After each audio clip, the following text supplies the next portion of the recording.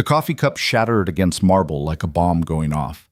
Daniel Reed, construction worker, widower, broke as hell. Didn't think. He just moved.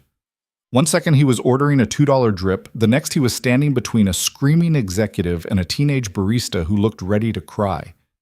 His 6-year-old daughter gripped his calloused hand, eyes wide. He didn't feel brave. He felt tired. Tired of watching people with power crush people without it. Across the cafe, a woman in a $15,000 suit watched him with an expression he couldn't read. That woman was about to upend his entire life. He just didn't know it yet. If you're watching from somewhere in the world, drop a comment with your city. I want to see how far this story travels. Hit that like button and stick around until the end. You won't regret it. The cafe smelled like burnt espresso and regret. Daniel Reed stood in line at Crescent Coffee, counting crumpled bills in his palm. $6.43. Enough for a small coffee and maybe a muffin for Emma if they had day-olds. His daughter stood beside him, backpack nearly as big as she was, her hand tucked into his. "Can I get hot chocolate?" Emma asked, looking up at him with those eyes that were too much like her mother's. "Not today, sweetheart." "Because we're saving money?" "Because we're being smart with money," Daniel corrected gently. It was a distinction that mattered to him, even if Emma was too young to fully grasp it. Saving implied you had something extra to put away. Being smart meant you were just trying not to drown. The line shuffled forward. Daniel's shoulders ached from the job site. 10 hours hauling rebar in the August heat. His hands were wrapped in athletic tape where blisters had formed and burst and formed again. The foreman had sent everyone home early when the concrete delivery got delayed, which meant Daniel lost 4 hours of pay he'd been counting on. Ahead of them, a man in a charcoal suit was having what could only be described as a breakdown at a teenage barista. "I specifically said oat milk," the man was saying, his voice climbing. "Do you understand English? Are you even listening to me?" The barista couldn't have been more than 17 with purple streaks in her hair and a name tag that said Maya, was blinking rapidly, her face flushed. "Sir, I made it with oat milk. I watched the machine." "Don't lie to me." The man slammed his cup down on the counter. Coffee slopped over the sides, spreading across the marble in a dark puddle. "I can taste the difference. This is almond milk, or soy, or whatever cheap garbage you people use when you're not paying attention." Maya's hands were shaking. "I can remake it." "I don't want you to remake it. I want you to admit you screwed up. I want you to take some goddamn responsibility for once in your pathetic—" "Hey!" Daniel didn't realize he'd spoken until the man turned to look at him. Up close, the guy was maybe 45, with the kind of tan that came from golf courses and the kind of watch that cost more than Daniel made in 6 months. His eyes were bloodshot. His tie loosened. "Excuse me?" the man said. "She offered to remake it," Daniel said quietly. "Maybe just let her do that." The man's face did something complicated. Surprise, then irritation, then a cold sort of amusement. "Is this your business?" "No." "Then shut your mouth and wait your turn." Daniel felt Emma's hand tighten around his. He should have stopped there, should have stepped back, ordered his coffee, gotten out. He was good at keeping his head down, good at not making waves. It was how you survived when you had nothing and no one. But something about the way Maya was standing there, trying so hard not to cry, her teenage pride, the only thing keeping her upright, reminded him of every time someone had made him feel small. Every landlord who'd threatened eviction, every bill collector who'd called him irresponsible, every well-meaning social worker who'd implied Emma might be better off somewhere else. "She's a kid doing her job," Daniel heard himself say. "Your coffee's wrong. It happens. But you don't get to talk to her like that." The cafe had gone quiet. The man turned fully now, leaving the counter, stepping into Daniel's space. He was taller than Daniel by a few inches, and he used that height the way some men did, like a weapon. "You want to tell me what I get to do?" "I want you to take the free remake and move on." "And if I don't?" Daniel didn't answer. He wasn't trying to start a fight. He wasn't even trying to be a hero. He was just so goddamn tired of watching people with power use it to hurt people without it. The man's smile was thin and cruel. "You know what I think? I think you should mind your own—" He reached out as he spoke, one hand moving toward Daniel's chest, to push him maybe, or just to emphasize the point. Daniel didn't plan what happened next. His body just reacted, construction site reflexes taking over. He sidestepped, caught the man's wrist, redirected the momentum. The man stumbled. His other hand shot out to catch himself, hit the edge of the counter, and sent his coffee cup flying.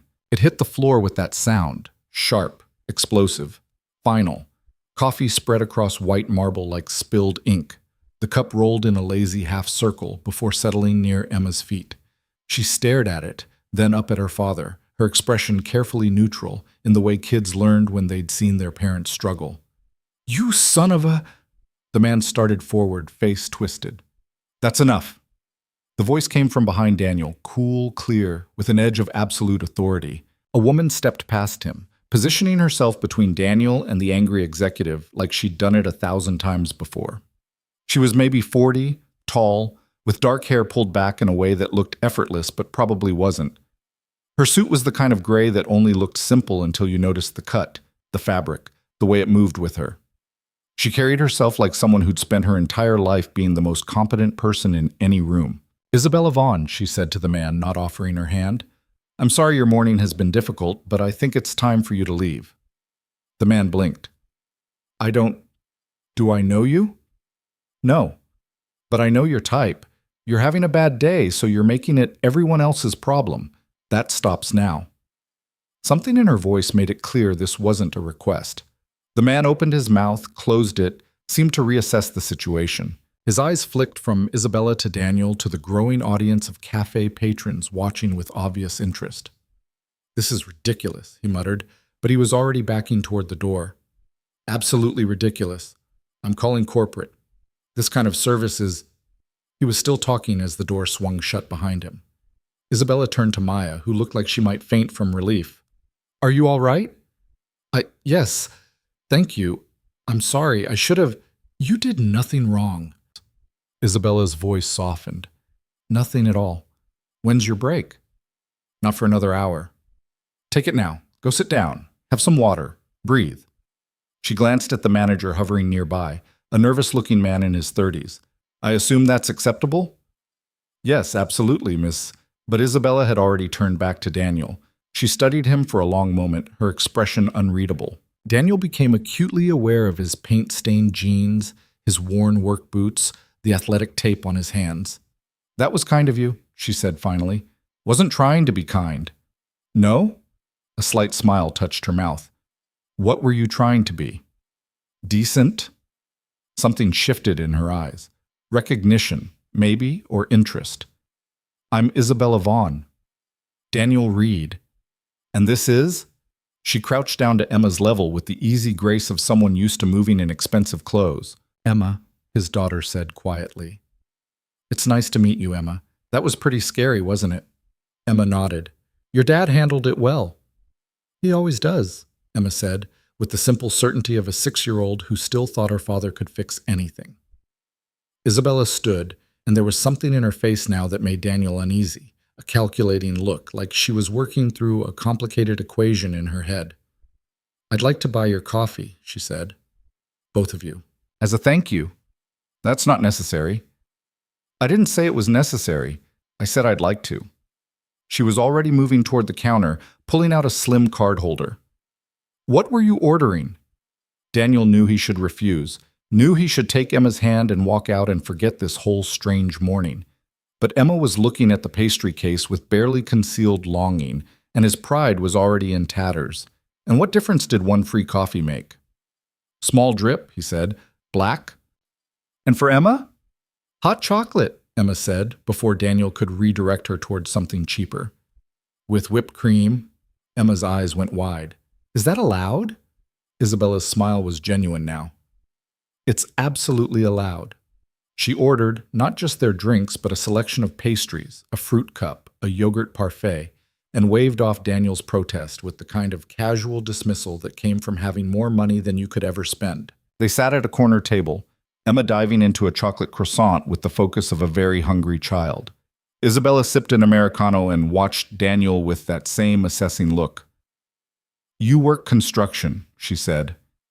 Not a question. "How'd you guess?" Daniel flexed his taped hands. The calluses, The way you moved when that man reached for you, you're used to physical work. The situational awareness. She paused. The fact that you counted your money 3 times before ordering. Daniel felt heat rise in his face. Observant. It's my job to be. What job is that? I run a company called Meridian Collective. We do corporate restructuring, strategic development, ethical investment. Daniel had no idea what any of that meant, but he nodded anyway. You've never heard of us? Isabella said, amused. No, ma'am. Don't call me ma'am. It makes me feel ancient. She took another sip of coffee. What site are you working? The Riverside Project. High-rise condos. I know it. Creston Development? That's the one. They're falling behind schedule. Daniel shrugged. Concrete deliveries keep getting delayed. Foreman says the supplier's having issues, but he trailed off, not sure why he was telling this stranger his work troubles. But you think it's more than that. I think someone's getting paid to make sure we stay behind schedule. Keeps the overtime flowing, keeps the budget inflated. But what do I know? I just carry the rebar. Isabella's eyes sharpened. That's a serious accusation. That's why I keep it to myself. Daniel glanced at Emma, who was methodically eating her way through the pastries. Can't afford to lose this job. Single father? The question was gentle, but it still hit like a fist.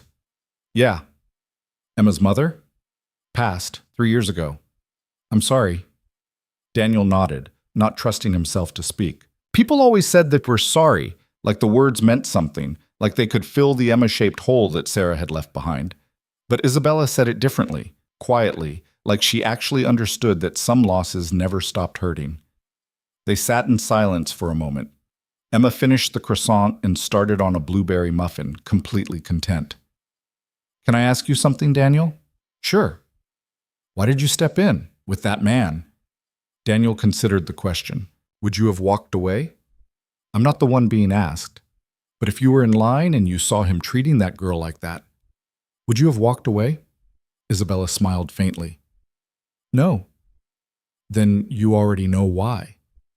Because it's the right thing to do. Because I couldn't live with myself if I didn't. Something in Isabella's expression shifted.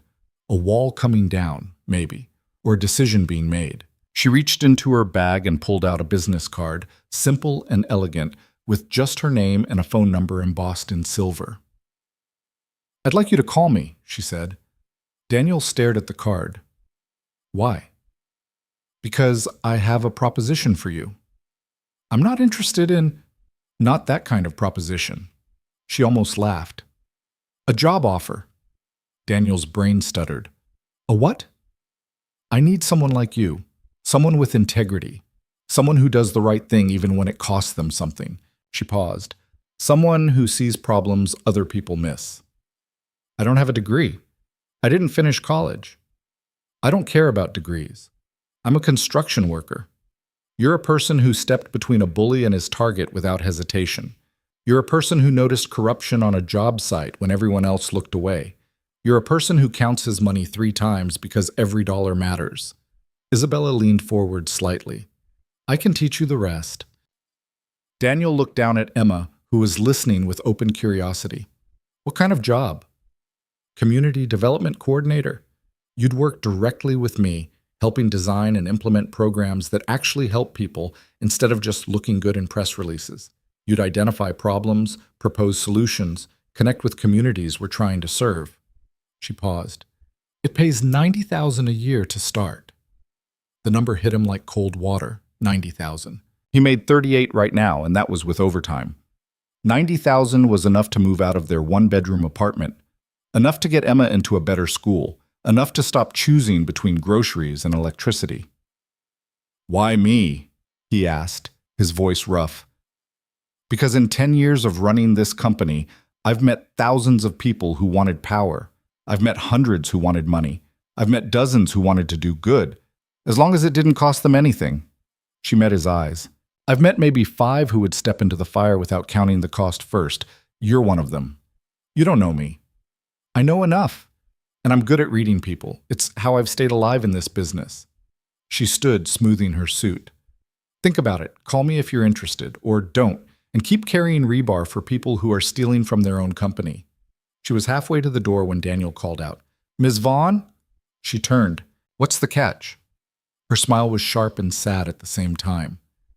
"The catch is that you'll have to learn to exist in a world that doesn't trust people like you.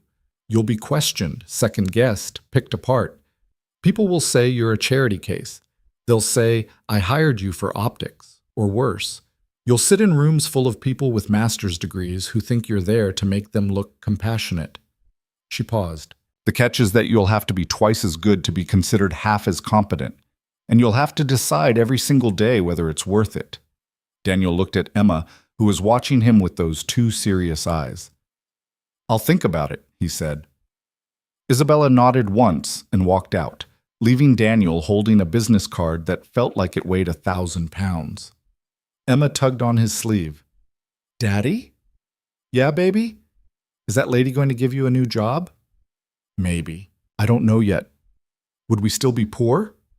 The question hurt, sharp and precise. Daniel pulled Emma close, pressing a kiss to the top of her head. "We're not poor, sweetheart. We're doing our best. But we could do better." "Yeah," Daniel admitted. We could do better." They finished their breakfast in silence, Daniel's mind spinning. 90,000 a year. A chance to stop living on the edge of disaster. A chance to give Emma the stability she deserved. But what did he know about community development? About working in an office? About existing in Isabella Vaughn's world of expensive suits and business cards with embossed silver text? He looked at the card again, turned it over. On the back, in handwriting that was somehow both elegant and impatient, Isabella had written, "You already know what the right choice is. The question is whether you're brave enough to make it." Daniel tucked the card into his wallet. The apartment was dark when they got home, the August heat trapped inside like something alive. Daniel set Emma up with her tablet, educational games only, the kind recommended by her teacher, and collapsed onto the couch that was also his bed. Their place was a one-bedroom on the 4th floor of a building that had seen better decades. Emma had the bedroom. Daniel slept on a pull-out that had stopped pulling out smoothly about a year ago. The walls were thin enough that he could hear Mrs. Chen's television through the plaster, and the AC window unit coughed more than it cooled, but the rent was $800 a month and the landlord mostly left them alone. Daniel had done what he could to make it feel like home. Emma's room was painted her favorite color, a purple she'd picked out herself. He'd built shelves from scrap lumber for her books, hung up her artwork, installed a nightlight shaped like a moon. In the main room, he'd patched holes, fixed the leaky faucet, replaced cracked tiles in the bathroom. It wasn't much, but it was theirs. His phone buzzed. A text from Marcus, his foreman. "Concrete's coming tomorrow. 6 a.m. start. Don't be late." Daniel replied with a thumbs-up emoji and let his head fall back against the couch. 6 a.m. meant leaving here by 5, which meant getting Emma to Mrs. Chen's by 4:45. The older woman watched Emma before school for $20 a day, half what Daniel would pay for actual childcare. And she was kind besides, but it still ate into his budget. He pulled out his wallet and stared at Isabella's card. 90,000 a year. He could get a 2-bedroom, could buy Emma new clothes instead of Goodwill finds, could take her to the doctor without calculating whether they could afford the copay, could maybe stop feeling like he was always one emergency away from losing everything. But he'd also be walking into a world where he didn't know the rules, where people like that angry executive were probably the norm, not the exception, where his lack of education would be obvious to everyone. "Daddy?" Emma appeared in the doorway, backlit by the purple glow of her nightlight. "I'm hungry." Daniel checked the time, 6:30. He'd meant to start dinner half an hour ago. "How about mac and cheese? The good kind or the box kind?" "Box kind tonight, baby." Emma nodded, accepting this without complaint, and Daniel's heart twisted. She was so used to hearing not tonight, not this month, not right now. Used to understanding, without being told, that they couldn't afford extras. That her father was doing his best, but his best had limits. He made dinner, boxed a mac and cheese, carrot sticks because he was trying to get vegetables into her, apple slices, and they ate at the small table he'd found on the curb and refinished. Emma told him about her day. The book her teacher had read, the drawing she'd made, the game at recess. Daniel listened and nodded and tried not to think about the card in his wallet. After dinner, he helped Emma with her homework. simple addition problems that she blazed through. And then it was bath time, story time, bedtime. The rituals of single parenthood that he'd learned through necessity and repetition. "Daddy?" Emma said as he tucked her in. "Yeah?" "That lady today, Ms. Isabella. She was nice." "She was." "Would you really work for her?" Daniel sat on the edge of Emma's bed, smoothing her hair back. "Would that be okay with you?" "Would we move?" "Maybe. Probably." Emma was quiet, thinking. Would it be a good move, like a moving towards something move, or a running away move? The question was too perceptive for a 6-year-old, but then Emma had always been too perceptive. You couldn't hide financial stress from a kid, not really. They sensed it in the tension of your shoulders, the way you calculated at the grocery store, the bills you shuffled around instead of just paying. "Moving towards something," Daniel said softly. "If I take it, then you should take it." "It's not that simple." "Why not?" "Because I'm scared. Because I don't know if I can do it. Because I've spent 3 years in survival mode, and I don't know how to want more than just making it through the day." "Because it's a big change," he said instead. Emma reached out and took his hand, her small fingers wrapping around his calloused ones. "Mom used to say you were brave." Daniel's throat closed up. "Yeah?" "She said you were the bravest person she knew. Because you were scared of things, but you did them anyway." Emma's eyes were serious. "I think you should be brave again." Daniel bent down and kissed her forehead, not trusting himself to speak. When had his daughter become so wise? When had she learned to see through him so clearly? "Good night, baby," he managed. "Good night, Daddy." He closed her door and stood in the narrow hallway, breathing carefully. Sarah's voice echoed in his memory. "You're allowed to want things, Danny. You're allowed to reach for more." But Sarah had died wanting more. More time, more life, more moments with her daughter. And Daniel had learned the hard way that wanting didn't make it so. He pulled out his phone and stared at Isabella's card again. The smart choice was obvious. Take the job, change their lives, give Emma the stability she deserved. But there was a difference between the smart choice and the safe choice, and Daniel had spent 3 years choosing safe. Safe meant keeping his head down. Safe meant not taking risks. Safe meant accepting that this tiny apartment, this paycheck-to-paycheck existence, was the best he could do. His thumb hovered over the phone number. You already know what the right choice is. The question is whether you're brave enough to make it. He thought about Emma's words, about Sarah's belief in him, about the way Isabella had looked at him in the cafe, not with pity, but with recognition, like she saw something in him that he'd forgotten was there. Daniel took a breath and dialed. The phone rang once, twice. "Isabella Vaughn." Her voice was crisp, professional. In the background, he could hear the muted sounds of an office, phones ringing, voices murmuring. "It's Daniel Reed." A pause. Then, warmer. "That was fast. I thought you'd take at least a few days." "I've got a 6-year-old who thinks I should be brave." Isabella's laugh was low and genuine. "Smart kid." "She has her moments." Daniel paced his small living room. "I want to ask you something, and I need you to be straight with me." "Always." "Why are you really offering me this job? And don't give me the line about integrity and reading people. There's something else." Another pause. When Isabella spoke again, her voice had shifted, still professional, but with an edge of something rawer underneath. 6 months ago, I fired half my executive team for siphoning money through shell companies. Beautiful resumes, impeccable credentials, letters of recommendation from senators and CEOs. They were stealing millions, and I didn't see it until it was almost too late.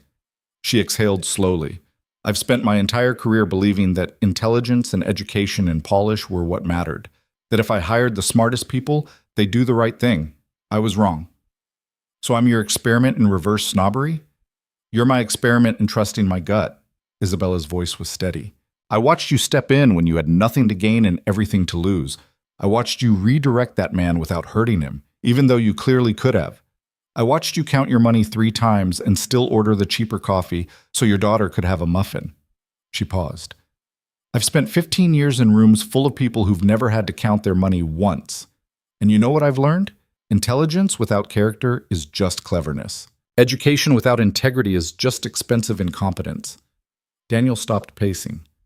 You barely know me. I know enough, and I'm willing to bet on you. A beat. The question is whether you're willing to bet on yourself. He looked around the apartment, at the patched walls, the secondhand furniture, the life he'd built from scratch after Sarah died. It wasn't much, but it was honest. It was real. What happens if I'm not good enough? He asked quietly. Then we figure it out together. I'm not hiring you to be perfect, Daniel. I'm hiring you to be exactly who you are. Isabella's voice softened. But I think you'll surprise yourself. Daniel thought about Emma, asleep in her purple room, about the way she'd looked at him tonight, eyes full of faith, about Sarah, who'd believed he could be more than he thought he could be. When do I start? He could hear the smile in Isabella's voice.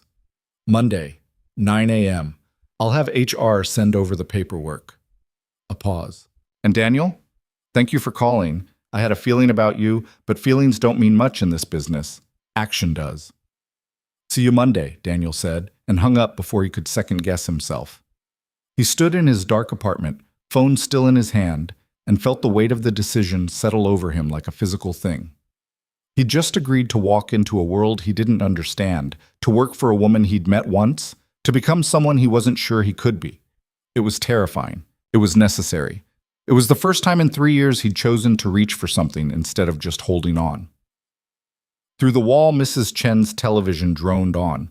Outside, someone's car alarm went off and was quickly silenced. The normal sounds of his normal life, except nothing was normal anymore. Daniel walked to Emma's door and eased it open. She was asleep, one arm flung over her head, her face peaceful in the purple glow. He watched her breathe, this miracle of a human who somehow still believed he could do anything. I'm going to be brave, he whispered to the darkness. I promise. Emma didn't stir, but somewhere in the space between hope and terror, Daniel felt something shift. The future he'd been afraid to want suddenly felt possible, not easy, not guaranteed, but possible. And for the first time in 3 years, possible felt like enough. Monday morning came too fast and not fast enough. Daniel stood outside the Meridian Collective building at 8:45, wearing the only suit he owned, a charcoal gray he'd bought for Sarah's funeral and hadn't touched since. It still fit, mostly, though the shoulders were a little tight from 3 years of construction work. He'd paired it with a white shirt from Target and a navy tie that Emma had helped him pick out, her small hands serious as she evaluated the options. The building was all glass and steel, 30 stories of corporate ambition jutting into the morning sky.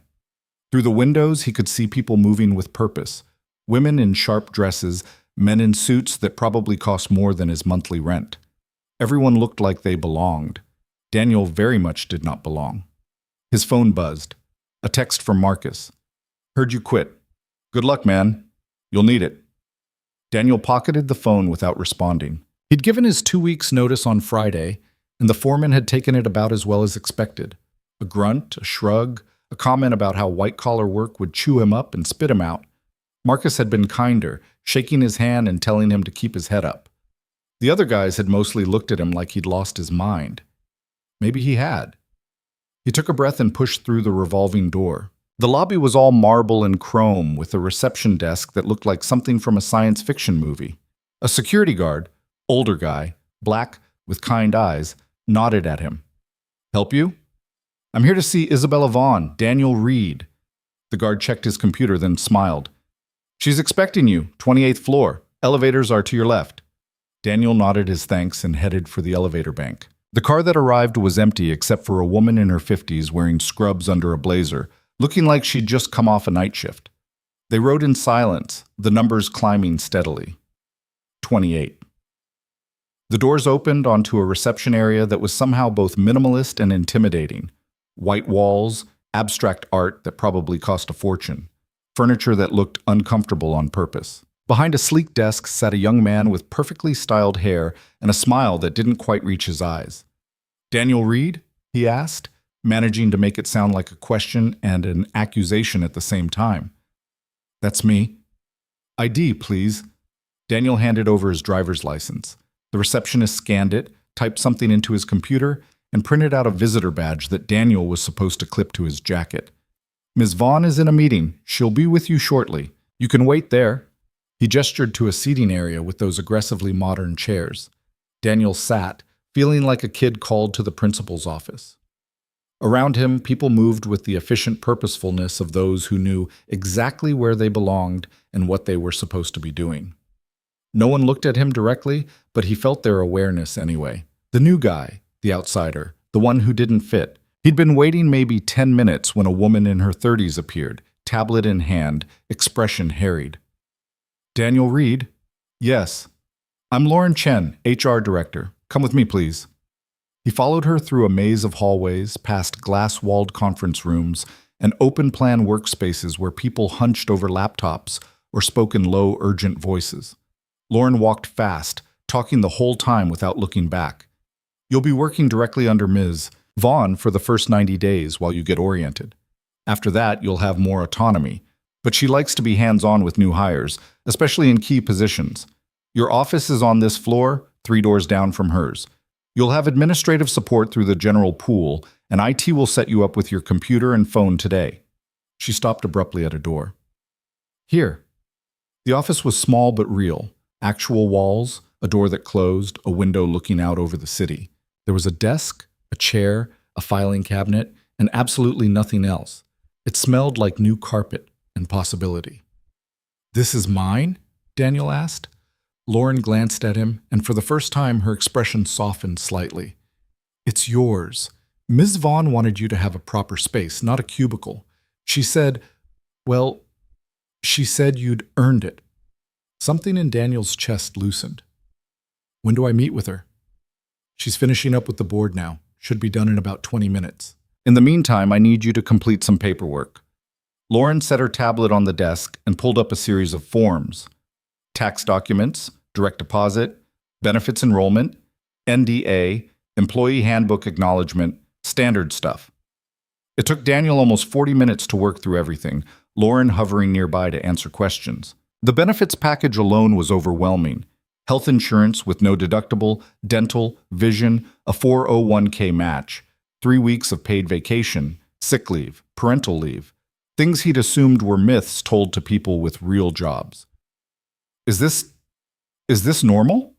He asked, staring at the health insurance options. For this company, yes. Ms. Vaughn believes in taking care of her people. Lauren's voice had gone slightly defensive, like she'd had this conversation before. Some of the board thinks it's excessive, but she won't budge on it. Daniel signed where he was told to sign, initialed where he was told to initial, and tried not to think about how much his life was about to change. Lauren was packing up her tablet when the door opened and Isabella walked in. She looked different than she had in the cafe, still polished, still authoritative, but there was a tiredness around her eyes that hadn't been there before. Her suit was navy today, paired with a white blouse and heels that added 3 inches to her already considerable height. Daniel, she said, and smiled. Thank you, Lauren. I'll take it from here. Lauren nodded and slipped out, closing the door behind her. Isabella leaned against the desk, arms crossed, studying Daniel with that same assessing look she'd given him at Crescent Coffee. How are you feeling? Terrified. Her laugh was surprised and genuine. Good. That means you're taking this seriously. She gestured to the chair. Sit. We need to talk. Daniel sat. Isabella remained standing, which gave her the advantage of height and made Daniel feel like he was being evaluated. I'm going to be straight with you, she said. This is going to be harder than you think. Not the work itself, I believe you can do the work. But the politics, the optics. The fact that I hired someone without a college degree into a senior position is already causing problems. What kind of problems? The board thinks I'm making a point. Some of them think you're a publicity stunt. Others think I've lost my mind. Isabella's smile was sharp. One of them suggested you might be my midlife crisis. Daniel felt heat rise in his face. Do you want me to quit? Absolutely not. I want you to understand what you're walking into. She pushed off from the desk and moved to the window, looking out over the city. I didn't get where I am by making people comfortable, Daniel. I got here by making the right calls even when they were unpopular. Hiring you is the right call. But that doesn't mean it's going to be easy for either of us. What do you need me to do? Isabella turned back to face him. I need you to be exactly who you are.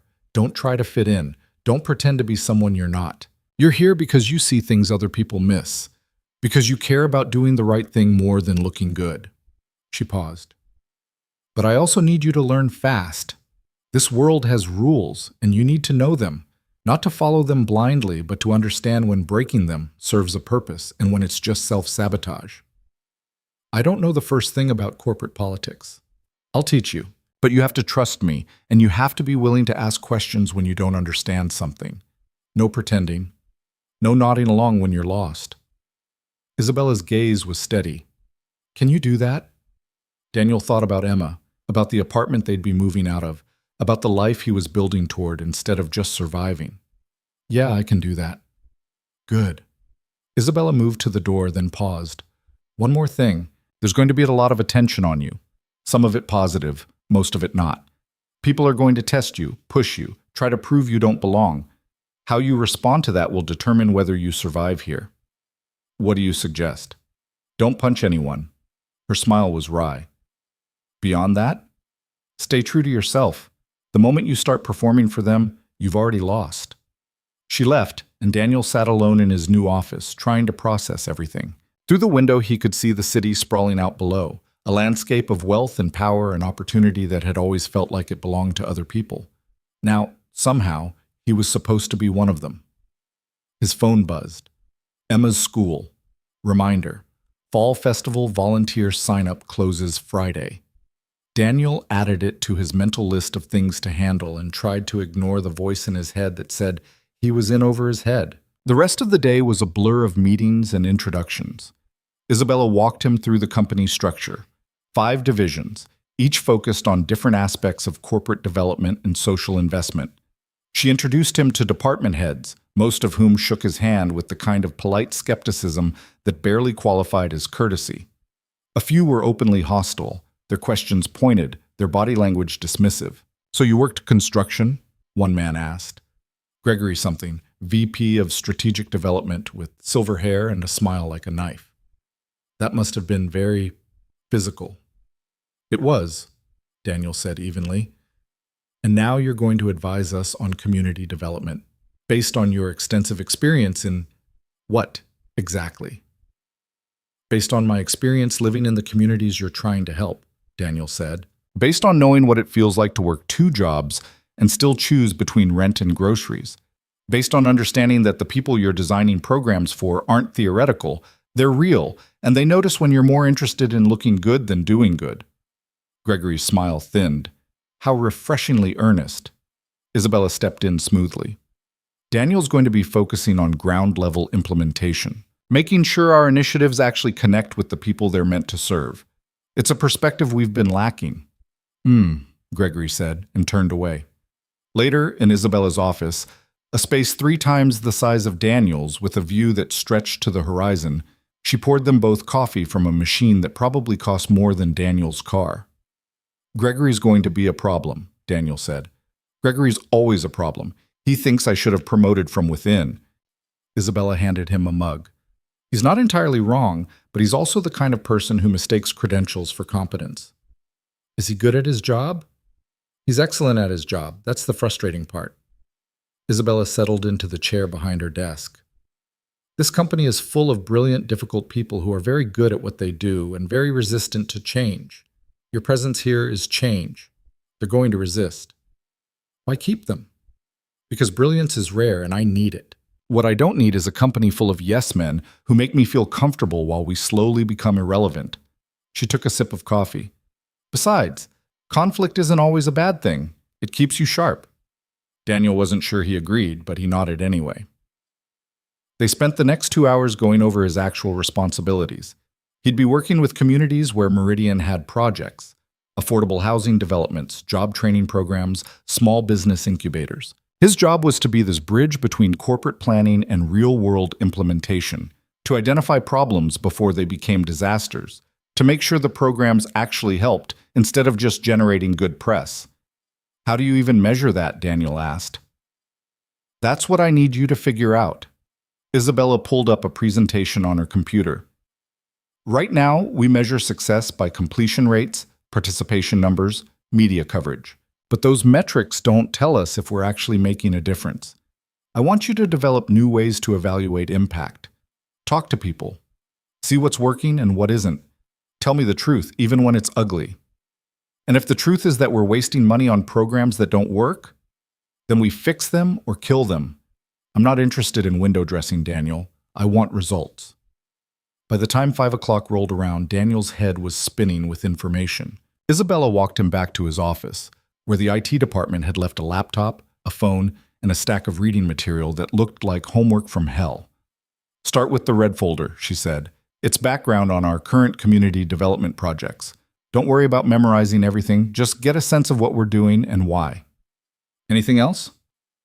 Go home, have dinner with your daughter, get some sleep. Isabella paused in the doorway. And Daniel? You did well today. Better than you think. She left before he could respond. Daniel gathered his things. His new laptop felt impossibly light compared to the tools he was used to carrying, and headed for the elevator. The office was still half full, people working late, their faces lit by the glow of computer screens. The security guard from this morning was still at his post, and he waved as Daniel passed. How was the first day? Overwhelming, the guard laughed. That's how you know you're doing something that matters. I'm Curtis, by the way. Daniel? I know. Heard about you. Heard you're going to shake things up around here. Daniel wasn't sure how to respond to that, so he just smiled and headed for the parking garage. His truck looked out of place among the Teslas and BMWs. A beat-up Ford with rust spots and a dent in the passenger door where he'd backed into a dumpster 2 years ago. But it started on this first try, and that was all that mattered. Emma was waiting at Mrs. Chen's, homework spread across the kitchen table. The older woman waved off Daniel's attempt to pay her for the day. First day of new job, she said firmly. No charge. You come back tomorrow, we settle up then. Daniel hugged her, grateful beyond words, and took Emma home. Over dinner, spaghetti and marinara sauce from a jar, garlic bread from the freezer, Emma asked him about his day. Was it scary? A little. Did people like you? Daniel hesitated. Some did, some didn't. Some are waiting to see. What about Mrs. Isabella? It's my boss, baby. She's supposed to like me. Emma considered this. But does she like you for real, or just for work? The question was too complicated for a 6-year-old to be asking, but then Emma had always been too perceptive. I think she respects me, Daniel said carefully, and that's more important than liking someone. Emma nodded, satisfied with this answer, and went back to her spaghetti. Later, after Emma was in bed, Daniel opened the red folder Isabella had mentioned. Inside were detailed reports on Meridian's community initiatives, housing programs in underserved neighborhoods, job training for formerly incarcerated individuals, microloans for minority-owned businesses. On paper, everything looked good. Impressive statistics, glowing testimonials, photographs of ribbon-cutting ceremonies, and smiling participants. But Daniel had lived long enough on the margins to know that statistics could lie, and smiling for a camera was different from being actually helped. He started making notes, questions to ask, people to talk to, red flags he wanted to investigate. The affordable housing project in the Riverside neighborhood, for instance, had a 90% occupancy rate, which sounded great until you noticed that the average tenant stayed less than 8 months. Why? What was driving people away? The job training program boasted a 70% job placement rate, but didn't track how many of those jobs lasted beyond 90 days. Were people getting real opportunities or just churned through temp agencies? The microloans had a low default rate, but the average loan amount was barely $5,000. Was that enough to actually start a sustainable business, or were they just setting people up for failure? Daniel worked until almost midnight, filling pages with observations and questions. Tomorrow he'd start digging deeper, talking to people, seeing what the polished reports weren't saying. For the first time since taking the job, he felt like maybe, he actually had something to contribute. His phone buzzed. A text from an unknown number. This is Lauren from HR. Just wanted to check in after your first day. How are you holding up? Daniel stared at the message, surprised by the gesture. He typed back, overwhelmed, but okay. Thank you for asking. 3 dots appeared, then. That's normal. It gets easier. And for what it's worth, I think Ms. Vaughn made the right call hiring you. Don't let the Gregorys of the world make you doubt that. Daniel smiled and put his phone away. The first week passed in a haze of learning and adjustment. Daniel met with community liaisons, toured project sites, sat in on planning meetings where people used words like synergy and leverage without irony. He took notes constantly, asked questions that sometimes earned him impatient looks, and slowly started to piece together how this world worked. Isabella was true to her word. She was hands-on, meeting with him daily to check his progress and answer questions. She didn't coddle him, but she also didn't throw him to the wolves. When he admitted he didn't understand something, she explained it without making him feel stupid. When he pushed back on an idea, she listened instead of dismissing him. "You're doing better than you think," she told him on Friday afternoon. They were in her office, reviewing his notes on the housing project. "I feel like I'm drowning." "That's because you're actually paying attention. Most people coast on autopilot for months." Isabella leaned back in her chair. "Your observations about the Riverside project are dead on, by the way. I've been getting complaints about the units for a year, but every time I ask for details, I get glossy reports that say everything's fine. The tenants are telling a different story, which is exactly why I hired you. You're willing to ask questions that make people uncomfortable." Daniel glanced at his notes. The property manager is cutting corners. Maintenance requests are being ignored. Security deposits are being withheld for bogus reasons. And the screening process is so invasive that it's driving away the people who need housing most. "Can you prove it?" "I can talk to tenants, get documentation, build a case." Isabella's smile was sharp. "Do it. And when you have something solid, we'll bring it to the board." "They're not going to like it. I don't pay you to make them like things. I pay you to tell me the truth." Daniel left her office feeling something he hadn't felt in years. Useful. Not just surviving, not just getting by, but actually contributing something that mattered. That weekend, he took Emma apartment hunting. The realtor, a cheerful woman named Sandra, showed them places Daniel wouldn't have dared to dream about a month ago. 2-bedroom units with actual closets, dishwashers, in-unit laundry. Buildings with security and parking and playgrounds. Emma fell in love with a place on the 3rd floor of a renovated building in a neighborhood with good schools. It had big windows, hardwood floors, and a bedroom for her that was twice the size of what she had now. "Can we really afford this?" she asked, her voice small. Daniel looked at the rent, $1,500 a month, utilities included, and did the math. With his new salary, they could afford it and still have money left over for savings. "Yeah, baby, we can afford it." Emma's smile was worth every moment of fear and doubt he'd felt over the past week. They moved in 2 weeks later, and Daniel tried not to cry as Emma ran from room to room, delighted by the space, the light, the fact that she had her own bathroom. Mrs. Chen came over with homemade dumplings to christen the new place, and for the first time in 3 years, Daniel felt like maybe they were going to be okay. Work got harder before it got easier. Daniel's investigation into the Riverside housing project turned up exactly what he'd suspected: systematic neglect, discriminatory practices, and financial irregularities that suggested someone was skimming money. When he presented his findings to Isabella, her face went carefully blank. "This is worse than I thought."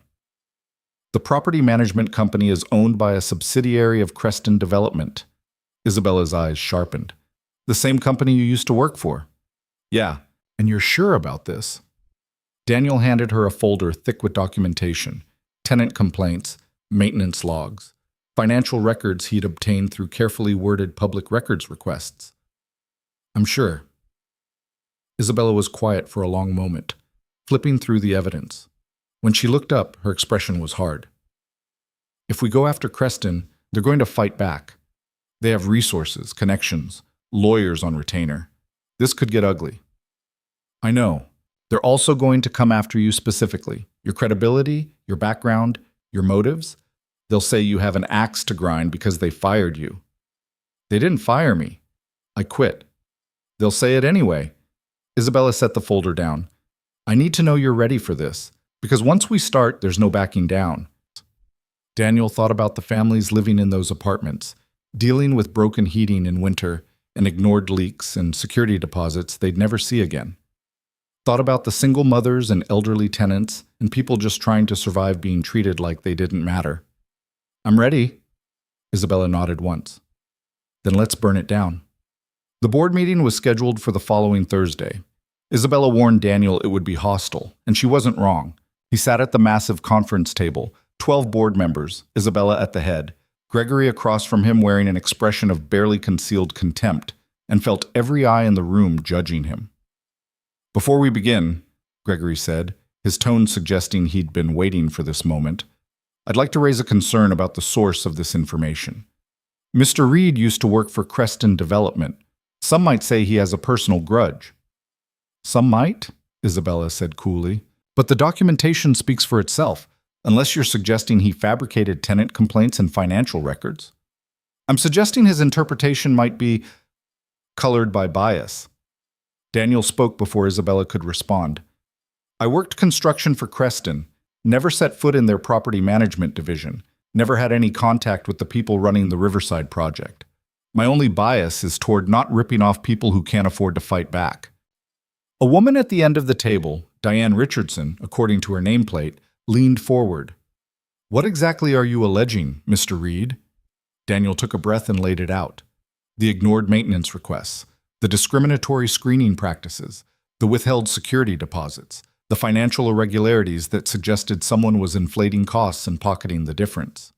"Meridian invested $3 million into that project," he said. "We're supposed to be providing affordable housing to people who need it. Instead, we're partnering with a company that's using it as a profit center and treating tenants like they're disposable." "Those are serious accusations," Gregory said. "They're documented facts," Daniel replied, and slid copies of his folder across the table. The board members read in silence. Daniel watched their faces, trying to gauge reactions. Diane looked troubled. A younger man named Chris seemed angry. Gregory's expression never changed. Finally, Diane spoke. "If this is true, and I'm not saying it isn't, we have a major problem. Not just ethically, but legally.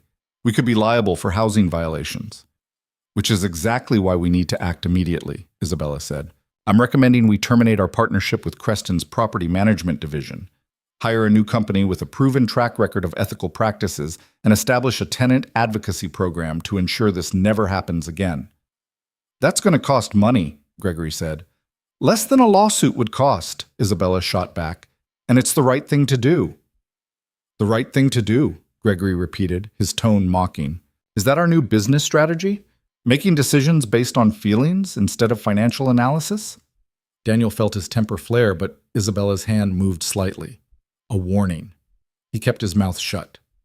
"Our business strategy," Isabella said quietly, "is to do what we said we'd do when we took investors' money. We promised ethical investment, sustainable development, and social impact. If we can't deliver on that, we're just another corporation pretending to care while lining our pockets." The room went silent. Finally, Diane spoke. "I move we accept Isabella's recommendation." "Second," Chris said. The vote was 7-5 in favor. Gregory voted against, his expression sour. "Meeting adjourned," Isabella said, and Daniel felt something in his chest unclench. As people filed out, Gregory stopped beside Daniel's chair. "You made an enemy today," he said softly. "Hope it was worth it." "It was," Daniel said, and meant it. That night, Daniel took Emma out for pizza to celebrate. She was full of questions about his day, about the meeting, about whether he'd been scared standing up to those important people. "A little," he admitted. "But you did it anyway." "Yeah." Emma grinned at him, tomato sauce on her chin. "Mom would be proud." Daniel's throat tightened. "Yeah, she would." Walking back to their new apartment, their actual apartment, with space and light and a future that felt possible, Daniel realized something had shifted. He wasn't just surviving anymore. He wasn't just getting by. He was building something, fighting for something, becoming someone he'd almost forgotten he could be. His phone buzzed. "Isabella. Well done today. Drink tomorrow night? We should talk about next steps." Daniel stared at the message, surprised. Then he typed back, "Sure. Where?" "I'll send details." "And Daniel? Thank you for having the courage to push back." He pocketed his phone and took Emma's hand, and together they walked home through the warm autumn evening toward a life that was just beginning to take shape. The bar Isabella chose was the kind of place Daniel would never have walked into on his own. Low lighting, exposed brick, a cocktail menu that read like poetry and probably cost like surgery. He showed up 15 minutes early because that's what construction had taught him. Be early, be ready, don't waste anyone's time.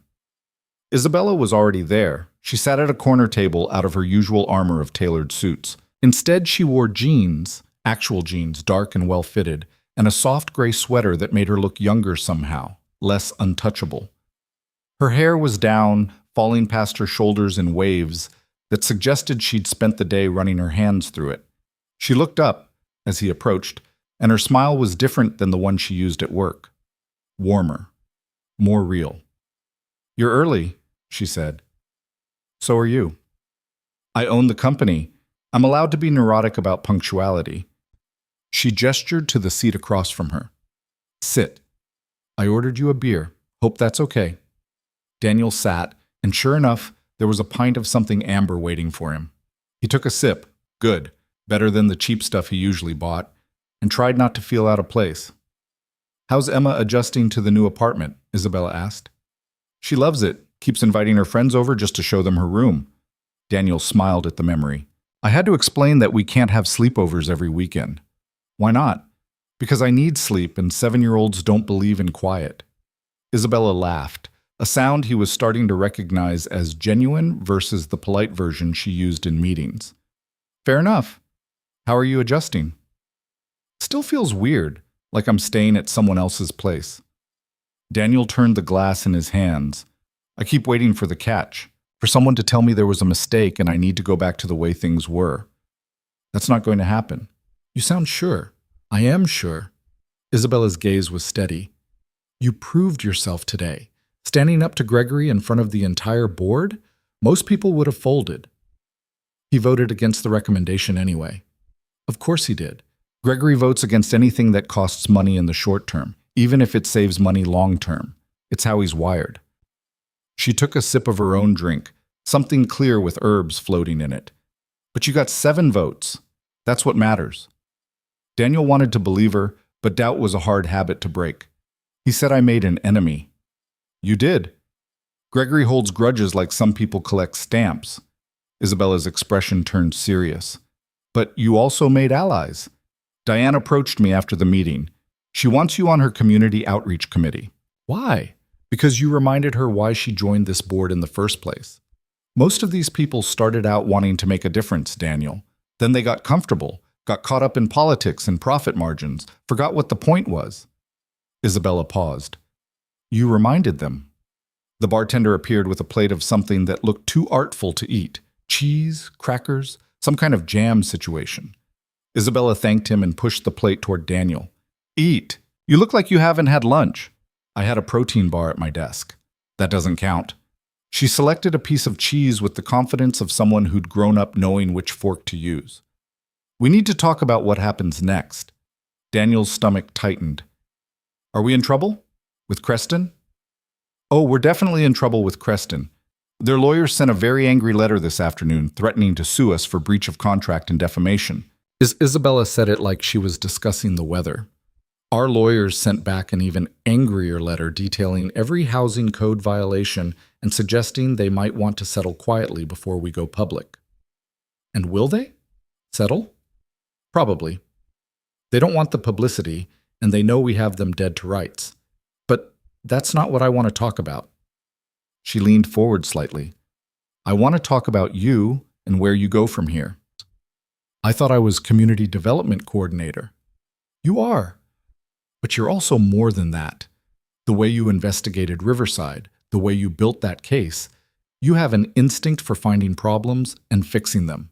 I want to give you more autonomy. Let you run point on new initiatives instead of just auditing existing ones." Daniel set down his beer. "That sounds like a promotion." "It is a promotion. Different title, more responsibility, 20,000 more a year." The number hit him like a physical thing. 20,000. On top of the 90 he was already making. It was more money than he'd ever imagined earning, more than seemed possible for someone like him. "Why?" he asked quietly. Isabella tilted her head. "Why what? Why are you investing so much in me? I've been here 2 months. I don't have credentials, don't have experience, don't have anything except integrity, courage, The ability to see what's actually happening instead of what people want you to see. Isabella's voice was firm. You think those things are common, Daniel? They're not. I've spent 15 years hiring brilliant people who can rationalize anything as long as the numbers work. You can't rationalize. You just do what's right, even when it costs you. That doesn't make me special. It makes you exactly what this company needs. She paused, and something shifted in her expression, something more vulnerable than he'd seen before. It makes you exactly what I need. The words hung between them, meaning more than they should. Daniel looked away first, uncomfortable with the intensity of her gaze. I don't know if I can do what you're asking. Yes, you do. You're just scared. Damn right I'm scared. Good. Scared means you care. Scared means you understand the stakes. Isabella reached across the table and, before Daniel could process what was happening, covered his hand with hers. Her palm was warm, her touch surprisingly gentle. I'm not asking you to be perfect. I'm asking you to keep being who you are while you learn to navigate this world. Can you do that? Daniel looked at their hands, at the contrast between her manicured nails and his calloused knuckles. He should pull away, should maintain professional distance, should remember that she was his boss and this was complicated and he didn't belong in her world no matter how much she insisted otherwise. But he didn't pull away. I can try, he said. Isabella squeezed his hand once and released it, sitting back with a smile that didn't quite hide whatever she was feeling. That's all I'm asking. They talked for another hour about work, about Emma, about the strange reality of Daniel's new life. Isabella told him about growing up in Boston, daughter of professors who expected excellence and accepted nothing less. About building Meridian from scratch after her previous company imploded in scandal. About the loneliness of being the person everyone looked to for answers when you weren't sure you had any. People think being in charge means you're certain all the time, she said, signaling for another round. But I'm guessing 90% of the time. Just hoping, I guess, right more often than I guess wrong. You fired half your executive team 6 months ago. That wasn't a guess. That was desperation. I knew something was wrong but couldn't prove it. So I started digging, and the more I found, the angrier I got. Her jaw tightened. They were stealing from people who trusted us, from communities that needed help. And they did it with smiles on their faces, like it was just business. Is that why you hired me? Because you're angry? I hired you because I'm tired. Tired of people who are smart enough to find loopholes and cynical enough to use them. Tired of caring more about doing good than the people I employ to help me do it. Isabella met his eyes. I hired you because when you saw that barista being bullied, you didn't calculate the risk. You just moved, and I need people around me who still know how to do that. Daniel understood that kind of tired. He'd felt it for years, the exhaustion of trying to do right in a world that punished you for it. The weariness of watching people with power use it to crush people without it. I'm not going to let you down, he said. I know you're not. Isabella's smile was sad. I'm more worried about this world letting you down, changing you into someone you don't want to be. That won't happen. You sound sure. I am sure. I've got Emma. As long as I can look her in the eye and know I'm being the person she thinks I am, I'm okay. Something in Isabella's expression softened. She's lucky to have you. I'm the lucky one. She keeps me honest. They left the bar near midnight, stepping out into November cold that bit through Daniel's jacket. Isabella pulled her coat tighter, cashmere probably, something that cost more than his monthly rent used to be, and turned to face him. Thank you for tonight, she said. I didn't do anything. You let me be something other than CEO for a few hours. That's more than you think. She hesitated and for a moment looked uncertain in a way he'd never seen. Can I ask you something? Sure. Do you ever feel like you're pretending, like you're playing a role and any minute someone's going to realize you're making it up as you go? The question was so unexpected, so raw, that Daniel didn't know how to answer at first. Isabella Vaughn, brilliant, powerful, seemingly unshakable Isabella Vaughn, felt like an imposter too. Every single day, he said quietly. I walk into that office and think, what am I doing here? These people went to Harvard and Yale, and I barely finished a semester at community college. They know things I've never even heard of. Sometimes I don't understand half of what they're saying. But you do it anyway, because the alternative is going back to carrying rebar for people who don't give a damn about me, because Emma deserves better than watching her father barely survive. Daniel paused. Because you believed I could do this, and I don't want to prove you wrong. Isabella was quiet for a long moment, her breath misting in the cold air. You won't, she said finally. I'm a lot of things, Daniel, but I'm not wrong about people. She left in a car that appeared like magic, some service Daniel didn't know existed, and he drove home in his beat-up truck, his mind full of things he couldn't quite name. The promotion became official the following week. Senior Director of Community Impact, with an office that had an actual door and a view, and a salary that made Daniel's hands shake when he signed the paperwork. Lauren from HR gave him a look that was equal parts congratulations and concern. You know people are going to talk, right? She said. They already talk. They're going to talk more. You've been here 2 months and you're already senior leadership. There are people who've worked here for years who haven't gotten that far. So what do I do? Lauren's expression softened. You do exactly what you've been doing. You work harder than everyone else. You don't make excuses, and you prove every single day that you deserve to be here. She paused. And you ignore the assholes who say you slept your way into the job. Daniel felt his face heat. People are saying that? Not yet, but they will, because that's what people do when they can't explain success they don't like. So I'm warning you now, it's coming, and you need to be ready for it. She was right. Within a week, Daniel started noticing looks, hearing whispers that stopped when he approached. Someone left a copy of the company's fraternization policy on his desk. Anonymous, pointed, meant to send a message. Gregory made a comment in a meeting about favoritism that everyone pretended not to understand. Daniel wanted to punch something. Instead, he worked. He launched an initiative to hire formerly incarcerated individuals for construction jobs on Meridian projects. He redesigned the affordable housing screening process to remove discriminatory barriers. He created a community advisory board so the people being helped actually had a voice in the programs meant to serve them. Every success made the whispers louder. He was having lunch in his office, leftover pasta Emma had helped him pack that morning, when Isabella appeared in his doorway. She looked furious. We need to talk, she said. Daniel set down his fork. What happened? Gregory happened. He went to the board and formally questioned your qualifications for the promotion. Said I was making decisions based on personal feelings instead of merit.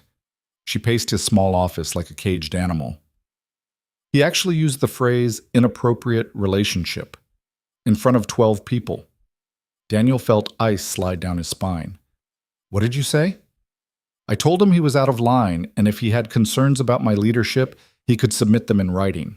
Then I reminded him that you've accomplished more in 3 months than most people do in 3 years, and his inability to see that said more about him than it did about you. Isabella stopped pacing and faced him. But he's not going to let this go, Daniel. He's building a case, trying to undermine your credibility and mine. So we stop working together. Absolutely not. Isabella, no, I'm not going to let office politics dictate how I run this company. You're good at your job. You're making a real difference. If people want to invent scandals because they can't handle that, that's their problem. It becomes our problem when it affects the company. Isabella's expression shifted, something fierce and protective that made Daniel's chest tighten. Let me worry about the company. You worry about continuing to do work that matters. And if Gregory's right, if people think there's something inappropriate happening, is there? Isabella asked quietly. Something inappropriate? The question hung between them, heavy with implications. Daniel thought about the bar, about her hand on his, about the way she looked at him sometimes when she thought he wasn't paying attention, thought about how he'd started looking forward to their meetings, how her approval meant more than it should, how sometimes late at night he let himself imagine what it would be like if they were different people in different circumstances. No, he said, because it was true. They'd been careful, professional. Nothing had happened that crossed any lines, even if sometimes he wished it would. Then that's all that matters. Isabella moved toward the door, then paused. For what it's worth, I think Gregory's jealous. Of what? Of the fact that you're better at this job than he ever was at his. That you care more about helping people than looking good in boardrooms. That you make me laugh. She smiled slightly. Gregory doesn't know how to process someone who isn't motivated by power or money. It scares him. After she left, Daniel sat alone with his half-eaten pasta and tried to untangle what he was feeling. Fear, definitely. Fear of losing this job, this life he was building. Anger at people who couldn't see past their own assumptions. And underneath it all, something else. Something that felt dangerously like hope. His phone buzzed. Emma's school, parent-teacher conference scheduled for Thursday, 3 p.m. Please confirm attendance? Daniel confirmed and added it to his calendar, grateful for the reminder that no matter what happened at work, he had a daughter who needed him to show up. The parent-teacher conference was in Emma's classroom, a cheerful space covered in artwork and alphabet posters. Her teacher, Ms. Rodriguez, was young and energetic, the kind of person who clearly loved her job. Emma's doing wonderfully, she said, pulling out a folder of Emma's work. She's reading above grade level, her math is strong, and she's incredibly kind to the other students. Daniel felt relief flood through him. That's great. I was worried the move might have been hard on her. Actually, she seems happier, more confident. Ms. Rodriguez smiled. She talks about your new apartment a lot, and about your job. She's very proud of you. She said that? She told the whole class her dad helps people who don't have enough money, that he makes sure everyone gets treated fair. Miss Rodriguez's expression was warm. That's a beautiful lesson for a child to learn. Daniel had to clear his throat before he could speak. I'm just trying to do right by her. You're doing more than that. You're showing her what it looks like to stand up for what matters. Walking back to his truck, Daniel felt something ease in his chest. No matter what happened at Meridian, no matter what Gregory said or what people whispered, he was getting this part right. Emma was happy. Emma was thriving. Emma was proud of him. That night, he helped her with homework and made dinner and read her 2 extra chapters because she asked nicely. After she was asleep, he opened his laptop to catch up on work and found an email from Isabella, sent at 11 p.m. Diane wants to fast-track your community advisory board proposal. Board vote next week. This is big, Daniel. Don't downplay it. He typed back, I'm not downplaying anything. I'm terrified. Her response came almost immediately. Good. Terrified means you care. Meet me tomorrow morning, 7 a.m. We'll prep.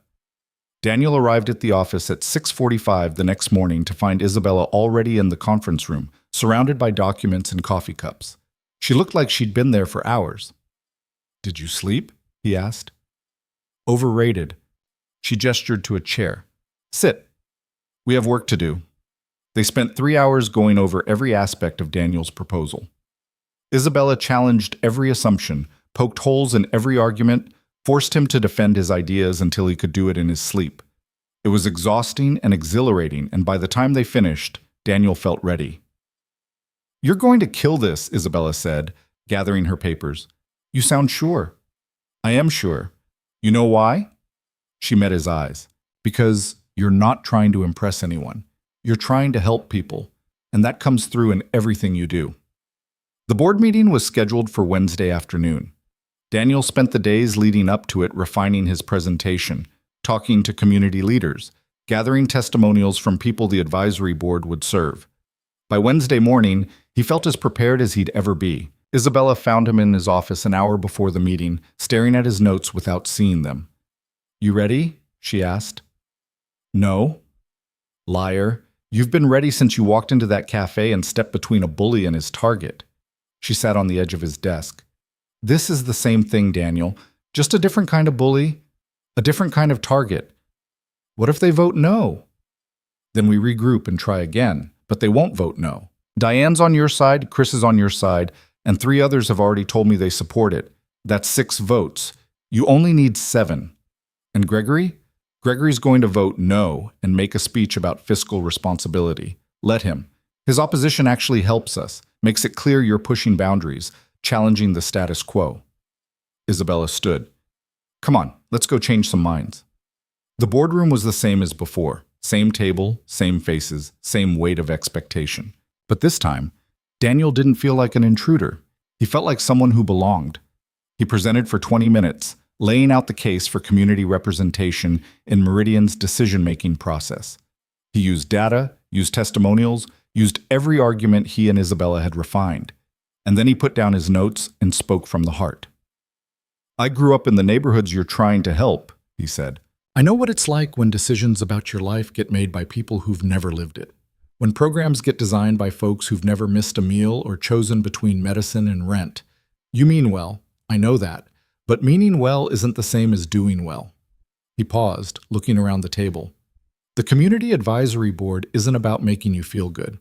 It's about making sure we're actually helping instead of just thinking we are. It's about giving voice to people who usually don't get heard. And yeah, it's going to be uncomfortable sometimes. They're going to tell us when we screw up, when our programs miss the mark, when we're more worried about optics than outcomes. But that discomfort is the price of actually making a difference. The room was silent when he finished. Then Diane started clapping, and Chris joined in, and suddenly half the board was applauding. Gregory sat stone-faced, but even he couldn't hide the grudging respect in his eyes. The vote was 9-3 in favor. Isabella caught Daniel's eye across the table and smiled, genuine, proud, full of something that made his heart skip. After the meeting, people congratulated him, shook his hand, told him it was a powerful presentation. Gregory left without a word. Diane pulled Daniel aside and told him she wanted him to lead the first advisory board meeting personally. You earned this, she said. Don't let anyone tell you otherwise. Daniel found Isabella in her office, standing at the window, looking out over the city. She turned when he entered, and her smile was radiant. 9 votes, she said. 9 votes, he repeated, still processing. You know what this means? It means you just fundamentally changed how this company operates.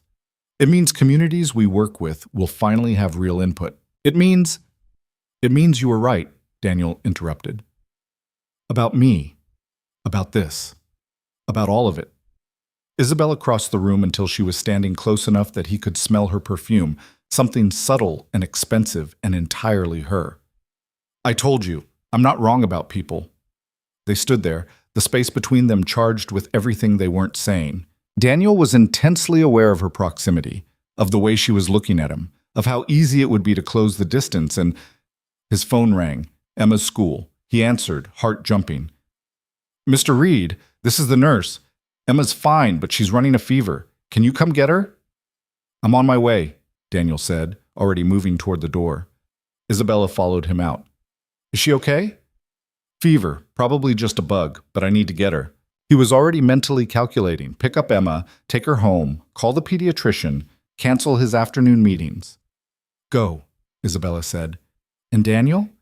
Text me when you know she's okay. He did, hours later, after the doctor confirmed it was just a virus and Emma was tucked into bed with juice and crackers and her favorite stuffed animal. Isabella's response was immediate. Give her a hug from me. Take tomorrow off if you need to. Daniel stared at the message, something warm unfurling in his chest. In his old life, getting sick meant losing pay, meant scrambling for childcare, meant choosing between Emma's health and making rent. In this new life, his boss told him to take time off and meant it. He was falling asleep on the couch near Emma's room when his phone buzzed again. Isabella, you did something extraordinary today. I hope you know that. Daniel typed back, couldn't have done it without you. 3 dots appeared, disappeared, appeared again. Finally, we make a good team. Daniel read the message 3 times, trying to decode what she meant. Professional team, personal team, something else entirely? He settled on, yeah, we do. Her response was just a simple emoji, a smile, but somehow it felt like more. The next morning, Emma was better, demanding pancakes and cartoons. Daniel made breakfast and sat with her on the couch, grateful for the quiet morning, for the space to just be her dad instead of senior director of anything. Are you going to work today? Emma asked around a mouthful of pancake. Not until you're feeling better. I'm feeling better now. Nice try. Doctor said rest, so rest is what you're doing. Daniel ruffled her hair. Besides, I like hanging out with you. Even when I'm sick? Especially when you're sick. Means you sit still long enough for me to actually beat you at Go Fish. Emma giggled, and Daniel felt his world narrow to this. His daughter, healthy and happy, in their apartment with space and light. Everything else was just details. His phone rang. Isabella. He almost didn't answer, but Emma waved him toward the kitchen. Take it, she said wisely. I can hear when you smile different. I don't smile different. You totally do.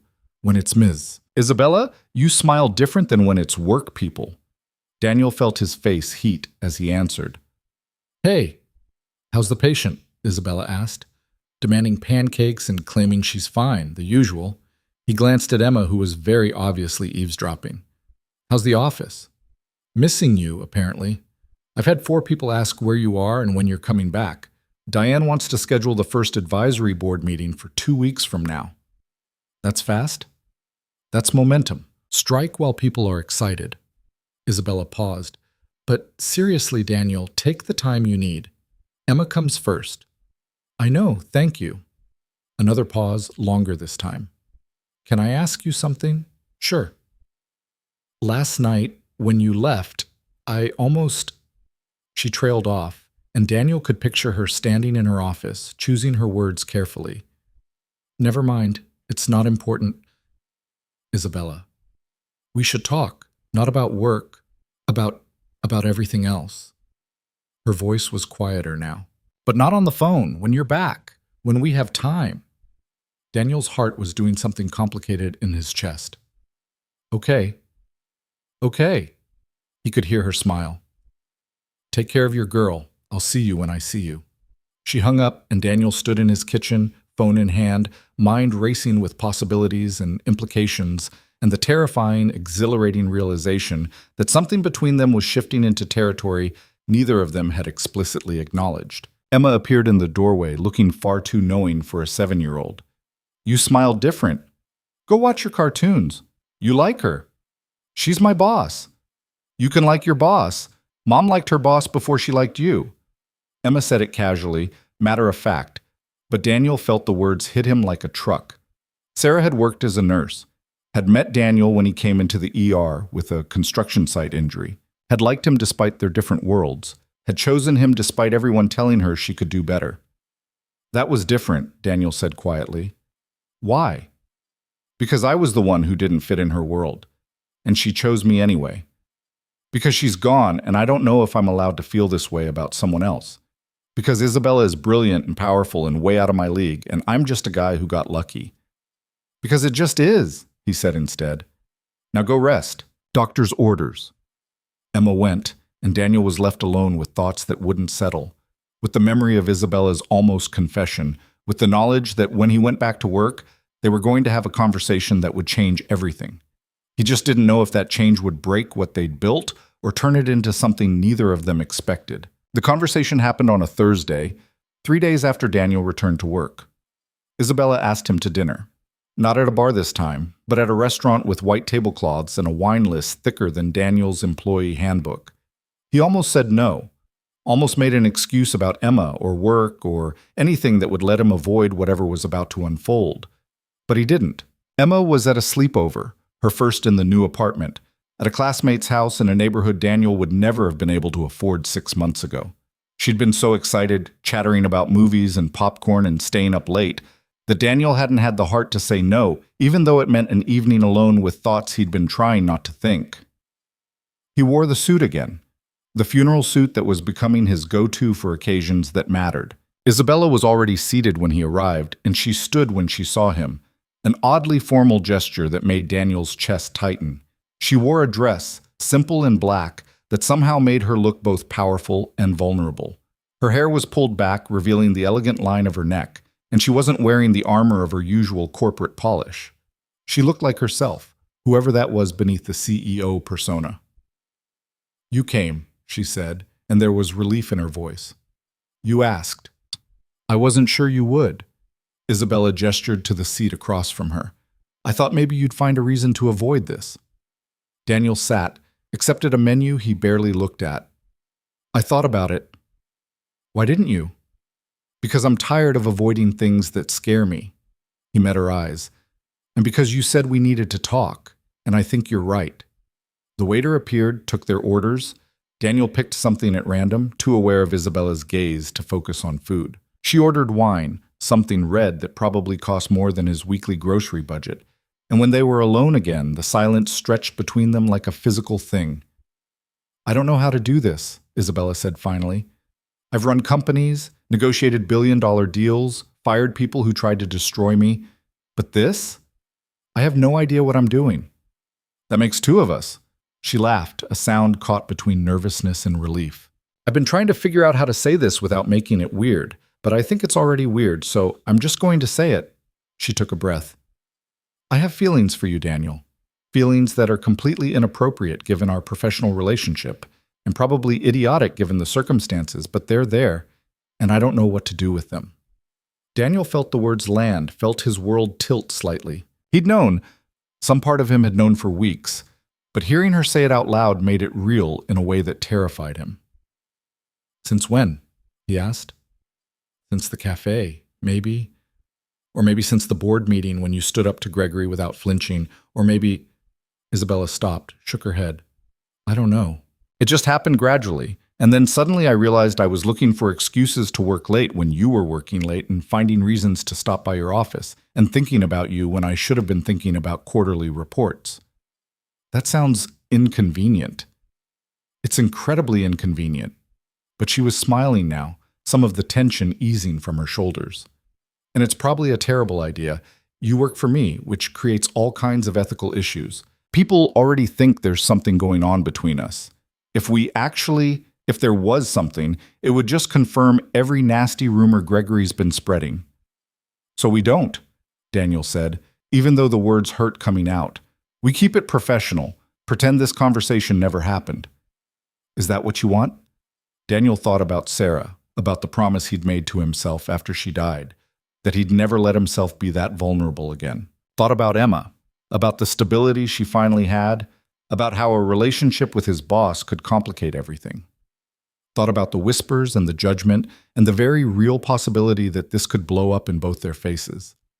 Then he thought about Isabella's hand on his at the bar, about the way she looked at him like he was worth believing in, about how she made him want to be braver than he felt. No, he said quietly. That's not what I want. Isabella's breath caught. What do you want? Honestly? I want to stop pretending I don't notice when you walk into a room. I want to stop editing myself around you. Stop calculating every word to make sure it sounds professional. He paused. I want to see where this goes, even though it scares the hell out of me. It scares me too. You don't seem like someone who scares easy. I'm not. But you... Isabella stopped, started again. You make me feel things I haven't felt in a long time. Things I thought I was too old and too cynical for. And that's terrifying because I have no control over it, no strategy for managing it. Maybe you're not supposed to manage it. That's not how I'm wired, Daniel. I manage everything. It's how I survive. The wine arrived, and Isabella poured for both of them with hands that weren't quite steady. They drank in silence, the weight of admission hanging between them. So what do we do? Daniel asked finally. I don't know. The smart thing would be to transfer you to a different supervisor, remove the power dynamic from the equation. But that feels like running away, and I didn't build this company by running away from hard things. Isabella swirled her wine. The other option is to be very, very careful. No public displays, no favoritism, no decisions that could be questioned. We'd have to work twice as hard to prove this is separate from business. And if we can't separate it, then one of us has to make a choice. Her gaze was steady. I won't fire you, Daniel. I won't let a personal relationship cost you the career you're building, which means if this becomes a problem, I'm the one who steps back. That's not fair to you. Fair doesn't enter into it. I'm the one with power here. I'm the one who could abuse it, intentionally or not. That makes me responsible for maintaining boundaries. Daniel wanted to argue, wanted to say it wasn't all on her, but he understood what she was really saying, that she'd spent 6 months rebuilding her company's integrity after people she trusted had destroyed it, and she wouldn't compromise that integrity again, not even for this. Okay, he said, so we're careful. We keep work and personal separate. We don't give people ammunition. And if it doesn't work, if keeping things separate becomes impossible, then we figure it out together. Daniel reached across the table, hesitated, then took her hand. Her fingers curled around his, warm and certain. I'm not going anywhere, Isabella. Not unless you tell me to go. Her eyes were bright with something that might have been tears. I'm not going to tell you to go. They ate dinner holding hands under the table like teenagers hiding from parents, and it was ridiculous and perfect and terrifying all at once. They talked about things that had nothing to do with work. Isabella's complicated relationship with her parents, Daniel's memories of Sarah, Emma's latest obsession with marine biology, Isabella's secret love of terrible reality TV. "You're judging me," Isabella said, laughing as Daniel processed the information that she watched dating shows. "I'm not judging, I'm just surprised. Why? Because I run a company I can't enjoy trashy television? Because you're one of the smartest people I've ever met, and you're telling me you spend evenings watching people fight over roses. It's escapism. My job is making impossible decisions with incomplete information while managing enormous egos and trying to do some good in the world. Sometimes I need to turn my brain off and watch beautiful idiots make terrible choices." She squeezed his hand. "Don't tell anyone. It would ruin my reputation. Your secret's safe with me." They left the restaurant near 10, stepping out into December cold that had teeth. Daniel's truck was parked 3 blocks away, Isabella's car service waiting at the curb. They stood on the sidewalk, neither quite ready to say goodbye. "I had a really good time tonight," Isabella said. "Me too. We should do this again. Maybe somewhere less fancy. Maybe somewhere you don't look like you're preparing for battle." Daniel glanced down at his suit. "This is my nice outfit." "I know. That's why we should go somewhere you can wear jeans and not feel like you're being judged." She stepped closer, close enough that he could see the flecks of gold in her eyes. "I want you to be comfortable, Daniel. With me, with this, with all of it." "I'm getting there." "Good." She rose on her toes and pressed a kiss to his cheek, brief, soft, leaving the scent of her perfume clinging to his skin. "Text me when you get home safe." She was in the car and gone before Daniel could respond, leaving him standing on the sidewalk with his heart doing something complicated and his mind trying to catch up with what had just happened. He texted her from his truck. "Home safe. Thank you for tonight." Her response came as he was pulling into his parking spot. "Thank you for being brave enough to have this conversation. Sleep well." Daniel didn't sleep well. He lay awake thinking about Isabella's admission, about his own feelings he'd been trying to ignore, about the impossibility and possibility of what they were attempting. Somewhere around 2 a.m., he gave up on sleep and made coffee, standing at his kitchen window watching the city lights and trying to imagine a future where this worked. His phone buzzed. "Isabella. Can't sleep either, thinking too much." He called instead of texting, and she answered on the first ring. "Hi," she said, her voice rough with exhaustion. "Are you okay?" "No, yes, I don't know." He heard rustling, pictured her sitting up in bed. "I keep thinking about all the ways this could go wrong." "Want me to distract you?" "How?" "Tell me something true. Something you've never told anyone else." Isabella was quiet for so long Daniel thought she might not answer. Then, "I'm lonely. I've been lonely for years, but I'm good at pretending I'm not. I tell myself I'm too busy for relationships, that I don't need anyone, that being alone is a choice and not a consequence. But the truth is, I'm tired of going home to an empty apartment and pretending it's enough." Daniel's throat tightened. "That's a hard truth. Your turn. Tell me something true." He thought about all the things he could say. About Sarah, about Emma, about the fear that never quite went away. But what came out was, "I'm terrified of failing you. Not professionally. I know I can do the job. But personally. I'm terrified that you'll realize I'm just a construction worker who got lucky, and you'll regret taking a chance on me." "You're not just a construction worker, Daniel. That's what I was 6 months ago. That's what I'd still be if you hadn't offered me this job." "No, that's what you did for work. It's not who you are." Isabella's voice was firm.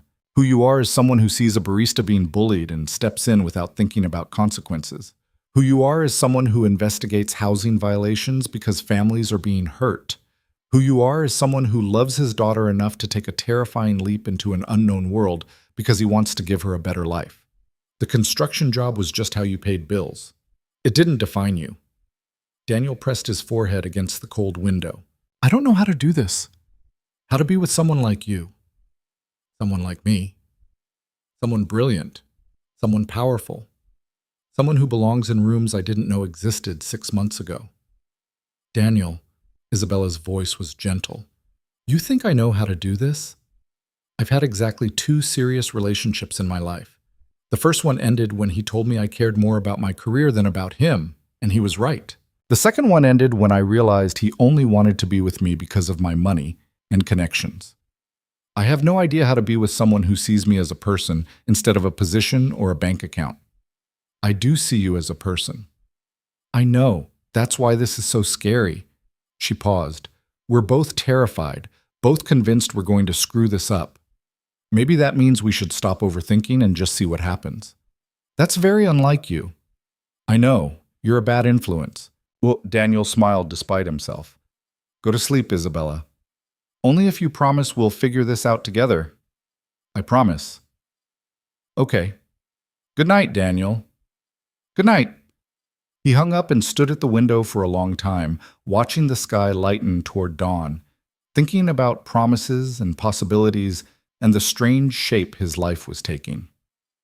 The next weeks were an exercise in careful balance. At work, they were scrupulously professional. No lingering looks, no unnecessary meetings, no hint of anything beyond boss and employee. Daniel went out of his way to prove his worth, launching the community advisory board with a vigor that bordered on obsessive. He worked late, came in early, documented everything he did, so there could be no question that his success was earned and not given. The advisory board's first meeting was held in a community center in the Riverside neighborhood, in the same building where Daniel had interviewed tenants about the housing violations. He'd invited 15 people, residents of Meridian-funded housing, small business owners who'd received microloans, graduates of the job training program, people whose lives were directly affected by the company's initiatives.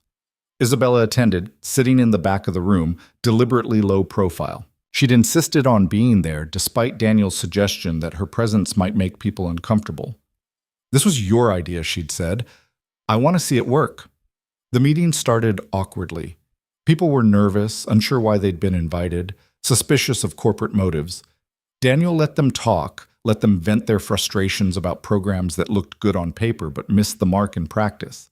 He took notes, asked questions, didn't defend or make excuses. An older woman named Patricia, who lived in the Riverside housing, stood up halfway through. I don't mean to be rude, she said, but why should we believe anything's going to change? We've had people come around before, asking questions, making promises. Nothing ever happens.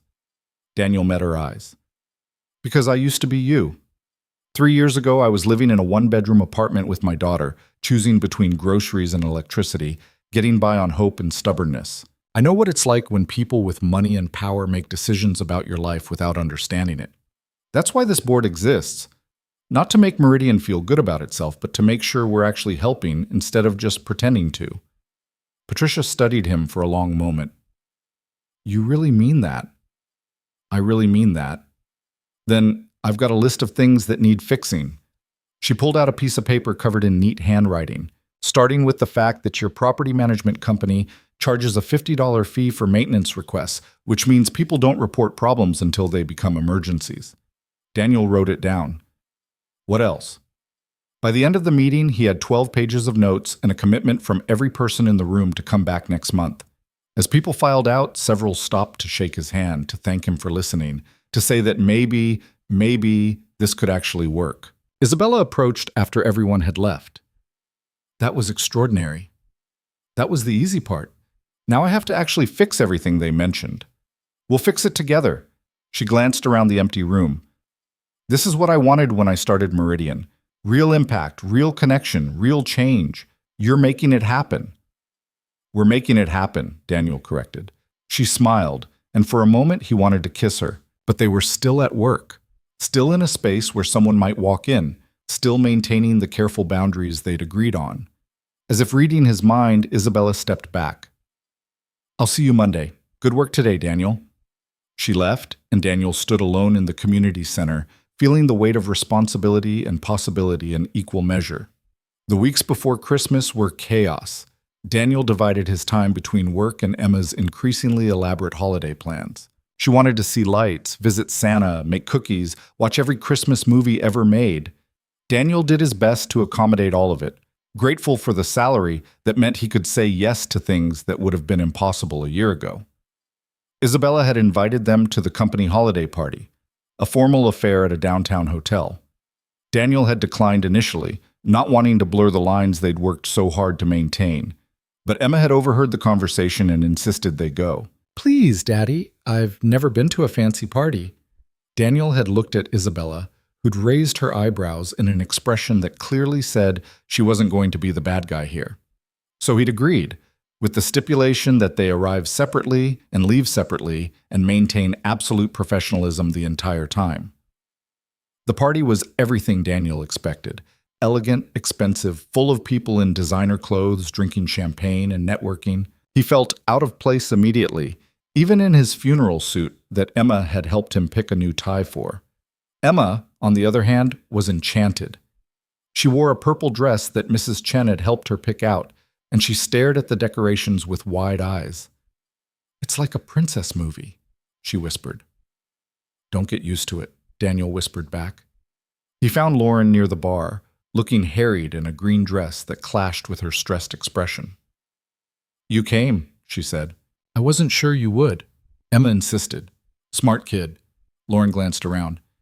"Fair warning, Gregory's here and he's already 3 drinks in. Avoid him if you can." "Noted." Emma tugged on his hand. "Can I have punch?" Daniel got her settled with a plate of cookies and punch at a table near the windows, then turned to find Isabella watching them from across the room. She wore something dark red and elegant, her hair down in waves, and she looked like she belonged in a magazine spread. When their eyes met, she smiled, subtle, private, meant only for him. He was trying to figure out how to navigate toward her without making it obvious when Gregory appeared at his elbow. "Reed," Gregory said, his voice slightly slurred. "Enjoying the party? It's nice." "Brought your daughter. How sweet." Gregory's smile was sharp. "Using her for sympathy points? Smart move." Daniel felt his jaw tighten. "She wanted to come. That's the only reason we're here." "Of course. Nothing to do with impressing the boss." Gregory leaned in, his breath heavy with scotch. "We all know what you're doing, Reed. Playing the noble single father, the hard-working everyman. It's a good act, but some of us see through it." "I'm not acting." "No? Then explain how you went from carrying rebar to senior director in 6 months. Explain why Isabella defends you against all criticism. Explain why she looks at you like—" Gregory stopped, his expression twisting into something uglier. "You know what? Never mind. I'm done pretending this is a meritocracy." He walked away, leaving Daniel standing there with his hands clenched and his heart racing. Emma appeared at his side. "Daddy? Who was that man?" "Someone from work. He seemed mean." "He's just having a bad night." Daniel took Emma's hand. "Come on, let's find somewhere quiet." They ended up on a balcony overlooking the city, Emma chattering about the decorations while Daniel tried to calm down. He was considering leaving early when the door opened and Isabella stepped out. "I saw Gregory talking to you," she said quietly. "What did he say?" "Nothing I haven't heard before." "Daniel, he's drunk and angry. It doesn't matter." "It does matter." Isabella moved closer, then stopped, remembering they weren't alone. "Hi, Emma." "Hi, Ms. Isabella." Emma waved. "Your dress is really pretty." "Thank you. So is yours." "Mrs. Chen helped me pick it. She said purple is my color." "Mrs. Chen is very wise." Isabella glanced at Daniel. "Can I borrow your dad for a minute?" Emma nodded, distracted by the view, and Isabella pulled Daniel to the far end of the balcony. "Tell me what he said," she demanded. "That I'm using Emma for sympathy, that I'm sleeping with you to advance my career, that you're defending me because we're—" Daniel stopped. "The usual garbage." Isabella's expression went cold. "I'm going to fire him." "No, you're not." "He can't talk to you like that." "He can, and he will." "And firing him for it will just prove his point." Daniel caught her hand before she could storm back inside. "I can handle Gregory. What I can't handle is you compromising your company because of me. He's been undermining you since day one." "I know. And I've proven him wrong every single time. My work speaks for itself, Isabella. You taught me that." She looked at him for a long moment, then squeezed his hand and released it. "You're better than me. I would have fired him on the spot." "No, you wouldn't have. You're too smart for that." I'm not feeling very smart right now. I'm feeling protective and angry and like I want to throw Gregory off this balcony. Despite everything, Daniel smiled. That would definitely make the papers. Worth it. But she was smiling too, some of the tension easing. Come on, let's get Emma some dessert and pretend this is actually a party and not a corporate obligation. They went back inside together, maintaining careful distance, and spent the rest of the evening being aggressively professional. Daniel made small talk with board members, introduced Emma to Diane, who was lovely to her, and avoided Gregory entirely. Later, driving Emma home through streets lit up with holiday decorations, Daniel felt the exhaustion catch up with him. Did you have fun? He asked. It was okay. The cookies were good, Ed. Emma was quiet for a moment. Daddy? Yeah, baby? Do you like Miss Isabella? Daniel's hands tightened on the wheel. Of course I like her. She's my boss. No, I mean, do you like her like how you liked Mom? The question hung in the air between them. Daniel had known it was coming eventually, had prepared answers in his head, but actually hearing Emma ask it made all his preparation useless. Would that be okay with you? He asked carefully. If I did? Emma thought about it. I think so. She's nice to you. And she's nice to me. And she makes you smile the way you used to smile in the pictures with Mom. Daniel had to pull over because his eyes were blurring. He put the truck in park and turned to face his daughter. I loved your mom very much, he said. I'll always love her. She was everything. But she's gone, and I don't think she'd want us to be sad forever. I'm not sad all the time anymore, Emma said.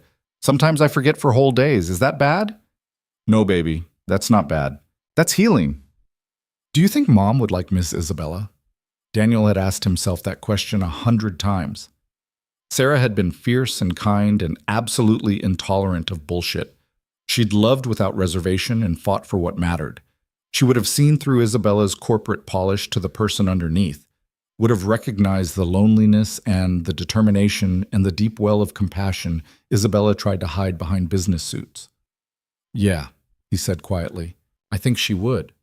Then it's okay if you like her. More than boss-like. Like love-like. Daniel pulled Emma into a hug, overwhelmed by her wisdom and her generosity and the fact that somehow, despite everything, he'd managed to raise a kid who understood love didn't have to be finite. Thank you, he whispered into her hair. For what? For being the best person I know. They drove home through the decorated streets, and Daniel felt something shift, a weight he'd been carrying for 3 years finally starting to ease. Sarah was gone. That would always hurt. But maybe it was okay to let someone else in, to take the risk of loving again, even knowing it could end in loss. That night, after Emma was asleep, he texted Isabella. Emma asked if I liked you. I told her the truth. Her response came immediately. Which truth? That I do. More than professionally appropriate. More than I probably should. 3 dots appeared and disappeared several times before her message came through. I'm falling in love with you, Daniel. I've been trying not to, but I am. Daniel stared at the words, reading them over and over, feeling his heart do something impossible in his chest. He typed and deleted 6 responses before settling on the simplest truth, I'm falling in love with you too. Her reply was just 3 words. What do we do? And Daniel, sitting in his quiet apartment with his daughter sleeping safely down the hall, and his whole life transformed in ways he never could have imagined, typed back, we stop being scared. We stop hiding. We figure out how to make this work. Together? Together. He fell asleep with his phone in his hand, Isabella's messages on the screen, and for the first time in 3 years, he let himself believe that maybe happiness wasn't something that only happened to other people. Maybe it was something he was allowed to reach for too. They told the board on a Monday morning in February, after 3 months of carefully documented separation between work and personal life. Isabella called an emergency meeting, and Daniel watched Gregory's face light up with vindictive satisfaction when they walked in together. Before anyone says anything, Isabella began, her voice level and professional, Daniel and I are disclosing a personal relationship. As of today, he's being transferred to report directly to Diane Richardson instead of me. We've prepared documentation showing that all decisions regarding his employment, salary, and promotions were made based on merit and performance metrics. We've also retained an outside firm to audit his work and compensation to ensure there's been no favoritism or impropriety. Diane was already nodding, clearly having been briefed beforehand. Gregory looked like he'd bitten into something sour. "You're seriously telling us you're dating your employee?" he said, after months of denying there was anything inappropriate happening. "There wasn't anything inappropriate happening," Isabella said calmly. "We maintained professional boundaries. We documented everything. We made sure Daniel's success was based on his work, not our relationship. Now we're taking additional steps to ensure there's no conflict of interest going forward." "This is exactly what I warned you about," Gregory said, turning to the rest of the board. "She hires someone completely unqualified, promotes him ahead of people who've been here for years, and now we find out they're involved. This is a lawsuit waiting to happen." "Actually," Diane interjected, "I've reviewed Daniel's entire employment record. His performance evaluations are consistently exceptional. The programs he's developed have generated measurable positive outcomes. The Community Advisory Board has already identified and corrected 3 major issues that were costing us money and damaging our reputation. By any objective measure, he's exceeded expectations." "Of course you'd defend him," Gregory snapped. "You're all protecting each other." Daniel had been silent through the exchange, but now he spoke. "Mr. Gregory, I understand your concerns. I know how this looks, but everything I've accomplished here, I've earned. I've worked 70-hour weeks. I've delivered results. I've proven my value. If you want to question my relationship with Isabella, fine, but don't question my work." Gregory's face went red. "You've been sleeping your way to the top." "That's enough." Isabella's voice cut through the room like ice. "Daniel has conducted himself with complete professionalism. If you have legitimate concerns about his performance, bring them forward with evidence. But I will not tolerate personal attacks in this boardroom." The meeting devolved into heated debate, some board members supporting Isabella's transparency, others agreeing with Gregory that the situation was problematic. Finally, Diane called for a vote on whether to accept the new reporting structure and the external audit. The vote was 8-4 in favor. Gregory stormed out without another word. Isabella caught Daniel in the hallway after. "That was worse than I expected." "Could have been better," Daniel agreed, "but we got the votes we needed." "I'm sorry you had to sit through that. Hearing Gregory say those things isn't anything I haven't heard before." Daniel glanced around to make sure they were alone. "We knew this would be hard, but we also knew it was worth it." Isabella's expression softened. "Dinner tonight? Real dinner, not work dinner. You, me, Emma, if she wants to come." "She'll definitely want to come. She's been asking when she gets to see you again." "Tell her I've been asking the same thing." The external audit took 3 weeks and found exactly what Daniel and Isabella knew it would. No evidence of favoritism, no inappropriate financial decisions, no ethical violations. Gregory tried to argue the findings were biased, but even he couldn't deny the numbers. Daniel's programs had saved the company money while improving outcomes. His Community Advisory Board had prevented 2 potential lawsuits and identified millions in cost overruns. By every measurable standard, hiring him had been a smart business decision. The audit report was released to the board in late March, and with it came a grudging acceptance of Daniel's position. He was no longer the charity case Isabella had taken pity on. He was a senior director who'd earned his place through results, but the real test came from an unexpected source. Daniel was at his desk reviewing proposals for a new job training initiative when his phone rang. Unknown number. He almost didn't answer, but something made him pick up. Daniel Reed. "Mr. Reed, this is Michael Torres from the Westside Community Alliance. I'm calling because we've heard about the work you're doing at Meridian, and we'd like to talk to you about a position with our organization." Daniel's brain stuttered. "I'm sorry, what?"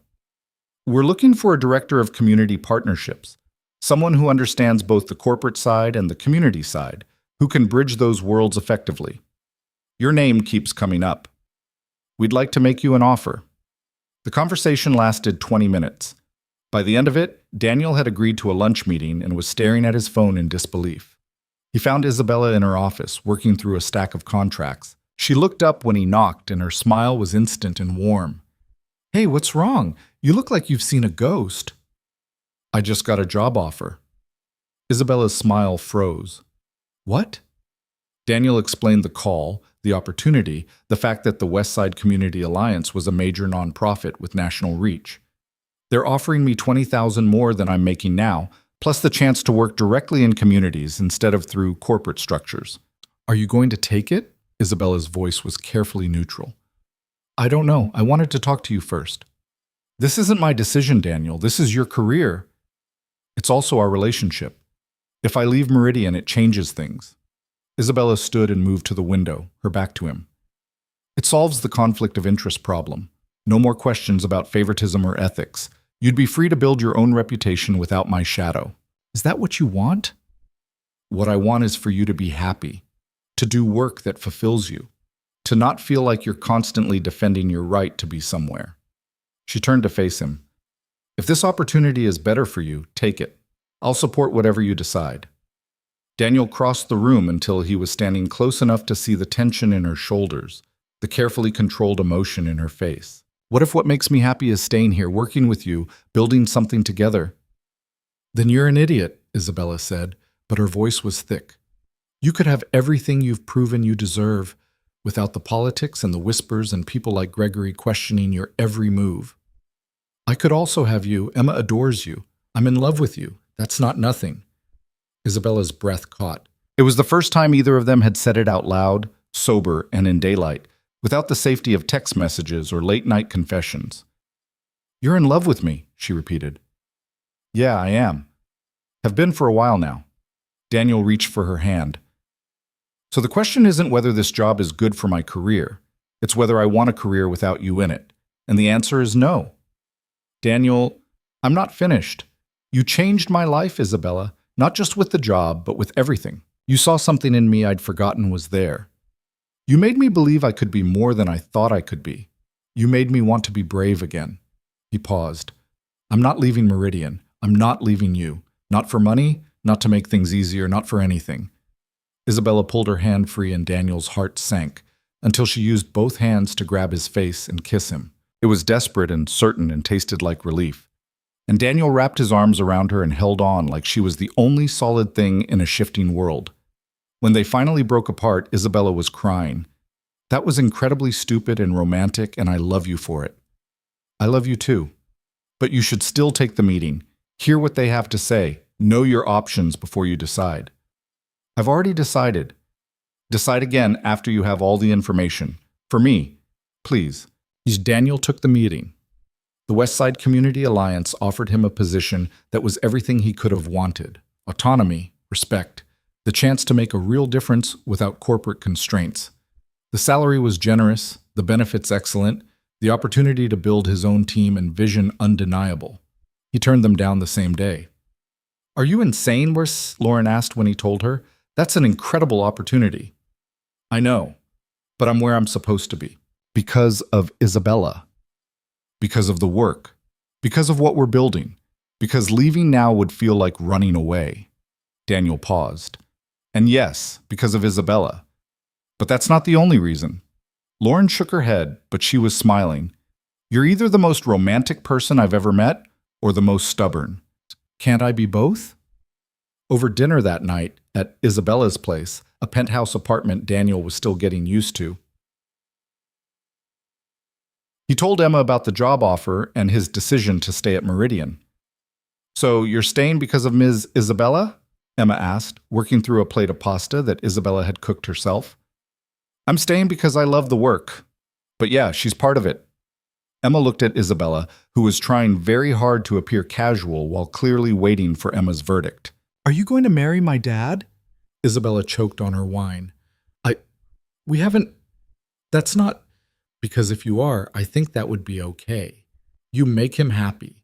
He hasn't been really happy since Mom died, but now he is. Emma said it matter-of-factly, like she was discussing the weather. Also, your apartment is really cool, and I wouldn't mind if we lived here sometimes. Daniel was trying to figure out how to respond when Isabella laughed. Genuine, surprised, full of affection. I would be honored to make your dad happy, Emma, and you're welcome here any time. Even for sleepovers? Especially for sleepovers. Emma grinned and went back to her pasta, satisfied with this answer. Daniel met Isabella's eyes across the table and saw his own stunned joy reflected back at him.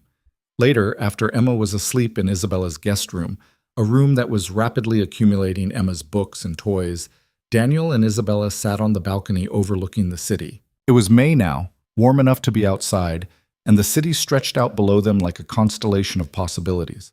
Emma's right, you know, Isabella said quietly, about the marriage thing. Daniel's heart kicked.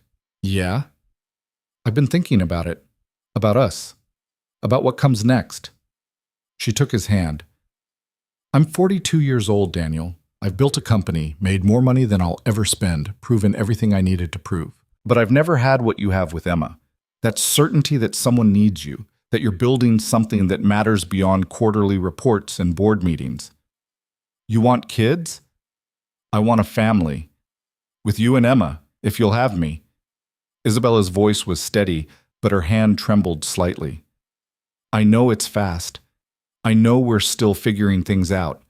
But I'm tired of waiting for the perfect moment. Life's too short to waste time being careful.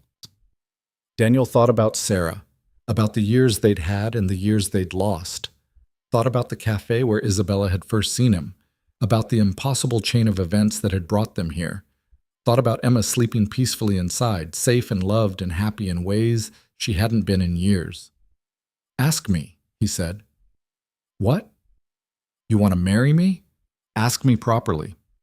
Isabella laughed, surprised, then slid off her chair and onto one knee. Daniel Reed, you are the most stubborn, principled, infuriating man I've ever met. You make me want to be better than I am. You make me believe in things I thought were myths. You and Emma have become the best part of my life, and I don't want to spend another day pretending we're not building toward forever. She pulled a small box from her pocket. When had she gotten a box? And opened it to reveal a simple silver band. Will you marry me? Daniel was crying now, he realized. Tears streaming down his face like he was Emma's age instead of 35. Yes, absolutely yes. She slid the ring onto his finger and he pulled her up and kissed her. And somewhere in the back of his mind he felt Sarah's approval like a benediction. This wasn't betrayal. This was healing. This was choosing to keep living even after loss had tried to stop him. They told Emma over breakfast the next morning. She looked at the ring on her father's finger, looked at Isabella's nervous expression, and said, Does this mean I can call you Mom? Isabella's eyes went bright with tears. If you want to. I want to, but Emma's face grew serious. I don't want to forget my real mom. You won't, Daniel said gently. Your real mom will always be your real mom. Nobody's replacing her, baby. We're adding to our family. Like how you add numbers in math? Mom plus Ms. Isabella equals more love?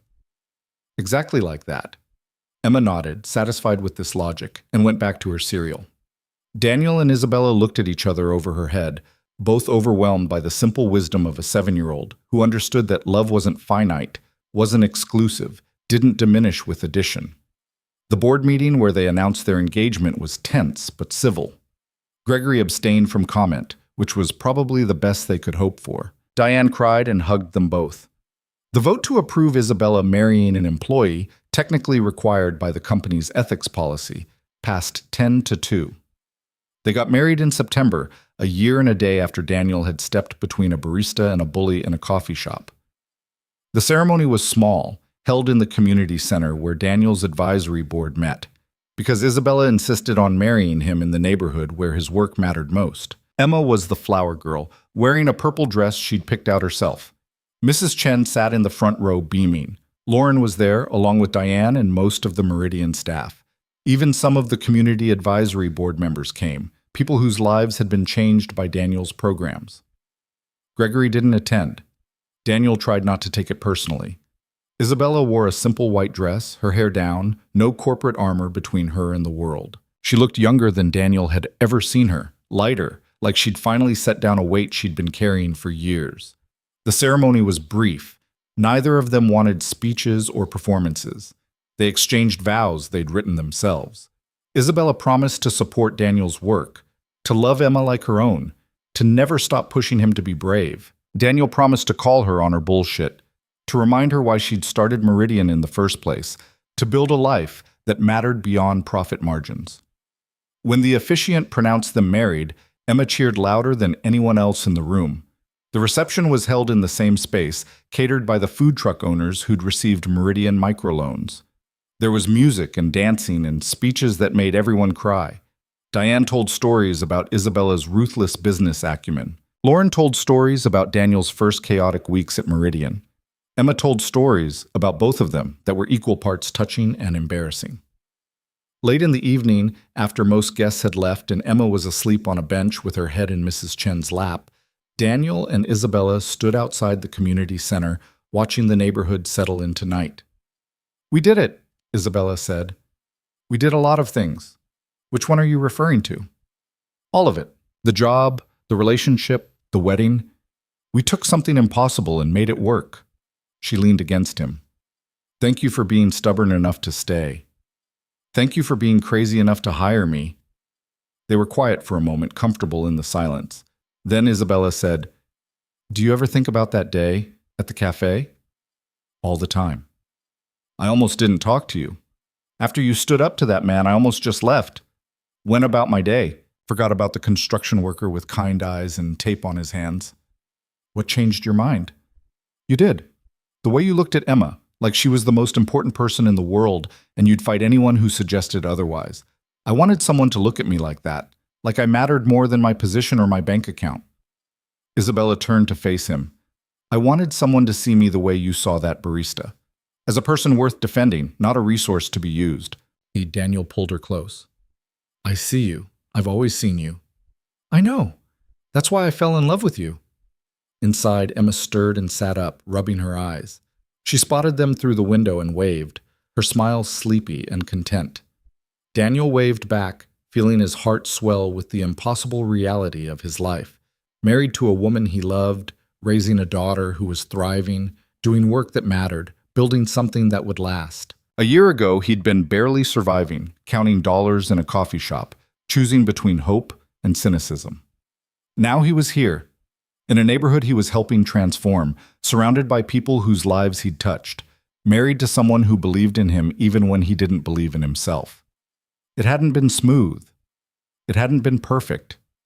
There had been fights and doubts and moments when Daniel had wanted to quit, to go back to the safety of lower expectations and smaller dreams. But he hadn't quit. He'd stayed. He'd fought. He'd chosen to be brave even when brave felt impossible. And somehow, impossibly, it had worked. 6 months later, Daniel stood in front of the board presenting the annual Community Impact Report. The advisory board had expanded to 12 members. The housing violations had been corrected and tenant satisfaction was at 93%. The job training program had a 1-year retention rate of 82%, nearly double the industry standard. 3 new businesses had launched using Meridian microloans, all still operating profitably. The numbers speak for themselves, Daniel concluded, but what they don't show is the human impact. The single mother who got stable housing and could finally focus on her education. The formerly incarcerated man who found steady work and reconciled with his daughter. The small business owner who hired 4 employees from her neighborhood and gave them their first real chance. He paused, looking around the table. Gregory was there, still skeptical but no longer openly hostile. Diane was nodding. Isabella sat at the head of the table, her expression neutral but her eyes warm. "This is what Meridian is supposed to do," Daniel said. "Not just invest money, but invest in people. Not just fund programs, but change lives. We're not perfect. We've made mistakes. We've had failures. But we've also made a real difference. And we're just getting started." The board approved his budget increase unanimously. Even Gregory voted yes, though he still looked like it pained him. After the meeting, Daniel found Gregory in the hallway. "Can we talk?" Gregory looked wary. "About what?" "I wanted to say, I know you didn't want me here. I know you thought I was unqualified, that Isabella made a mistake. And I don't expect us to be friends. But I respect the work you do, and I'd like us to at least not be enemies." Gregory studied him for a long moment. "You've proven yourself, Reed. I'll give you that. Your programs work. Your ideas have merit. You've... He stopped, seemed to struggle with the words. "You've made me reconsider some of my assumptions about credentials and qualifications." It wasn't an apology, but it was close enough. Daniel extended his hand. "Thank you." Gregory shook it, brief and firm. "Don't make me regret this." "I'll do my best." That evening, Daniel came home to the penthouse. Their home now, his and Isabella's and Emma's, to find chaos. Emma had attempted to make dinner as a surprise, which had resulted in flour everywhere and something smoking in the oven. Isabella was trying to salvage the situation while also laughing so hard she could barely breathe. "Daddy!" Emma launched herself at him. "I tried to make your favorite, but I think I broke the chicken." Daniel looked at the charred thing in the baking dish. "You definitely broke the chicken." "But I followed the recipe." "Recipes are more like guidelines," Isabella said, still laughing. "We'll order pizza." They ate pizza on the balcony, Emma chattering about her day at school, Isabella telling a story about a disastrous board meeting years ago that had ended with someone throwing a binder. Daniel listened, content to just exist in this moment, messy, imperfect, real. "Daddy?" Emma said, finishing her third slice. "Are you happy?" The question caught him off guard. "Yeah, baby, I'm happy. Why?" "Just checking. You look happy. Different than before." She paused. "I think Mom would like that you're happy again." Daniel felt his throat tighten. "I think she would too." Later, after Emma was in bed, Daniel and Isabella stood at the window watching the city lights. He thought about the journey that had brought him here, from that cafe to this moment, from barely surviving to actually thriving, from closed off and cautious to open and brave. "What are you thinking about?" Isabella asked. "Everything. Nothing. How strange life is." He pulled her close. "A year and a half ago, I was counting change for coffee. Now I'm standing in a penthouse with you, doing work I love, raising a daughter who's happy. It doesn't feel real sometimes. It's real. We built this. Together. You built it. You gave me a chance when no one else would." "No, Daniel. I gave you an opportunity. You built everything else. You did the work, proved yourself, created programs that actually matter. You earned every single thing you have." Isabella turned to face him. "I'm proud of you. I hope you know that." Daniel did know, could feel it in the way she looked at him, the way she supported his ideas, the way she fought for him when others doubted. He'd spent so long feeling like he wasn't enough, not educated enough, not polished enough, not worthy enough. But Isabella had never made him feel that way. She'd seen his value from the beginning and refused to let him diminish it. "I'm proud of us," he said, "of what we built together, of the life we're making." "Me too," Isabella smiled. "Though I have to say, your daughter's cooking might kill us before we get to enjoy it for long." Daniel laughed. "We'll teach her. Together. We'll figure it out." "We'll figure it out," Isabella echoed, "like we figure out everything else." And they would.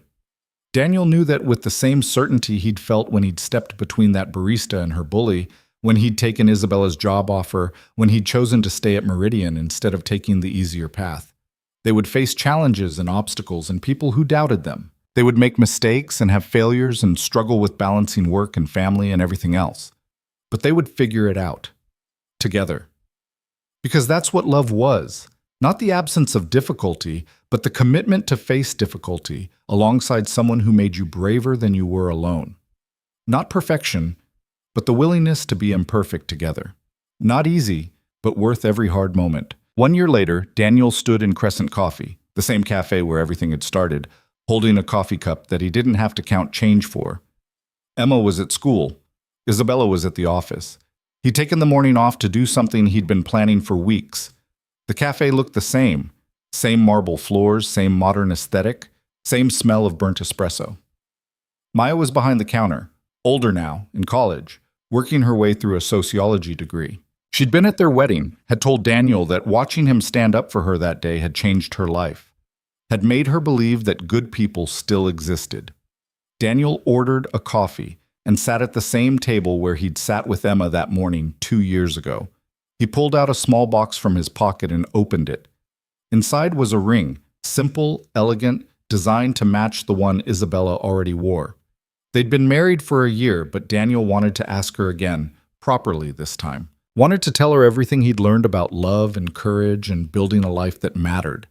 He'd asked her to meet him here, at the place where their story started.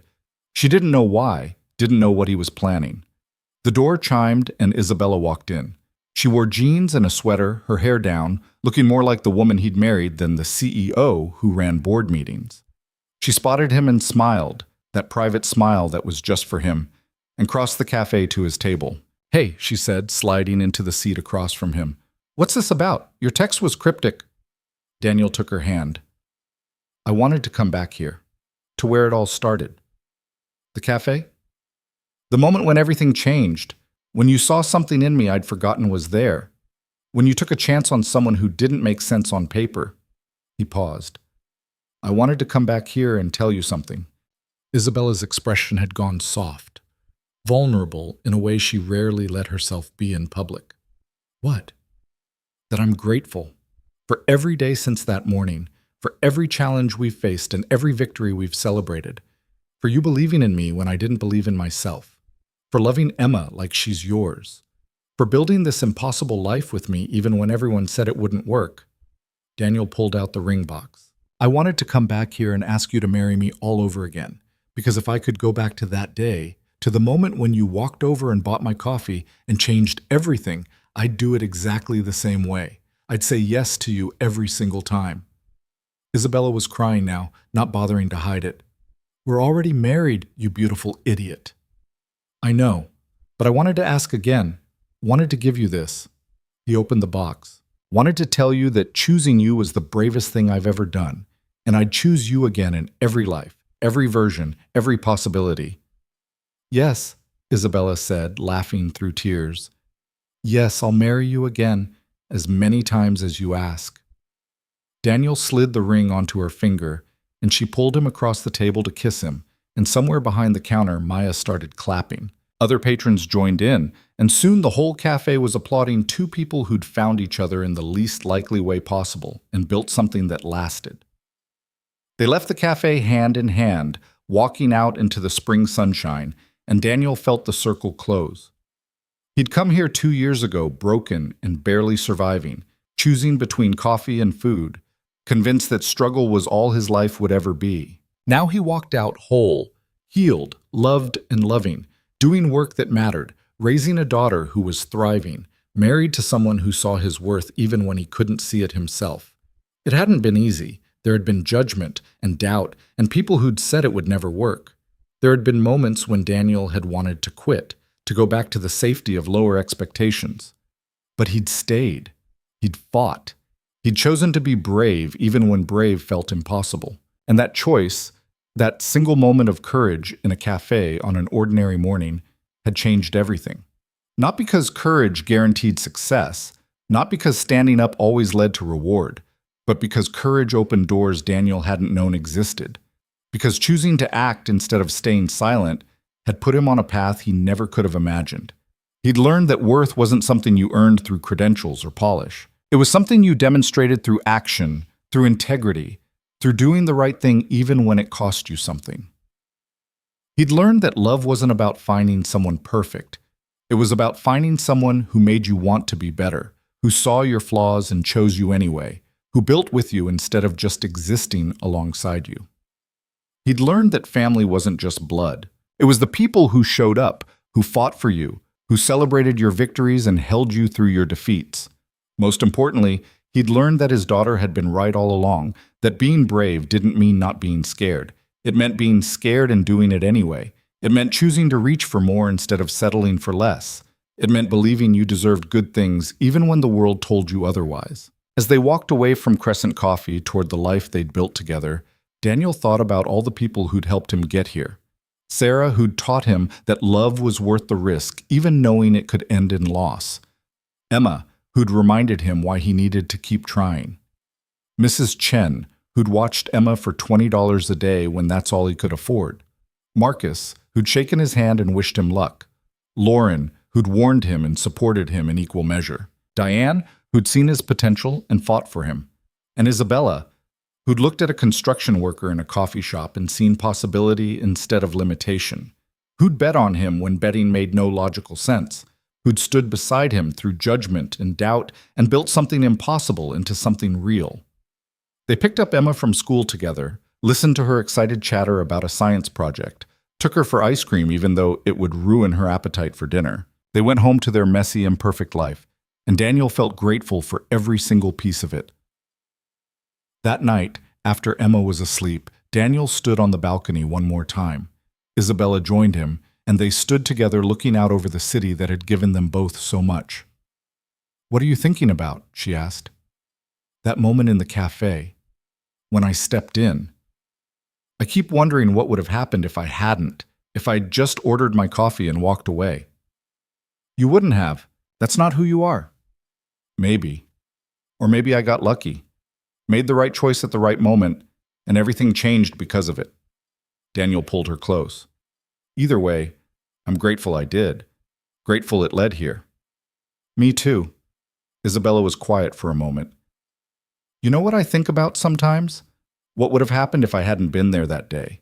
If I'd skipped coffee, taken a different route, been 10 minutes later? We never would have met. You'd still be working construction. I'd still be alone in this apartment pretending I didn't need anyone. You think we would have found each other anyway?" "I don't know. Maybe, maybe not." She turned to face him. "But I'm grateful we did find each other.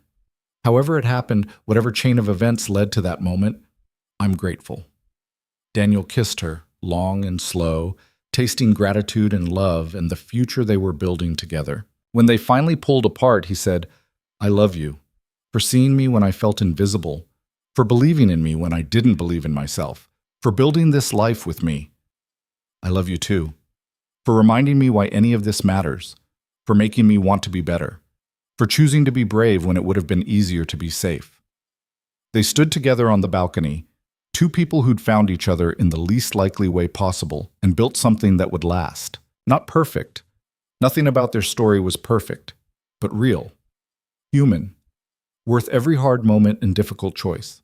And somewhere in the city below, in coffee shops and construction sites and boardrooms and community centers, other people were making their own choices, deciding whether to speak up or stay silent, whether to take chances or play it safe, whether to believe they deserved more than they thought they could have. Daniel hoped they chose bravery, hoped they took the risk, hoped they understood that one moment of courage could change everything, not because courage guaranteed success, but because it opened doors they didn't know existed.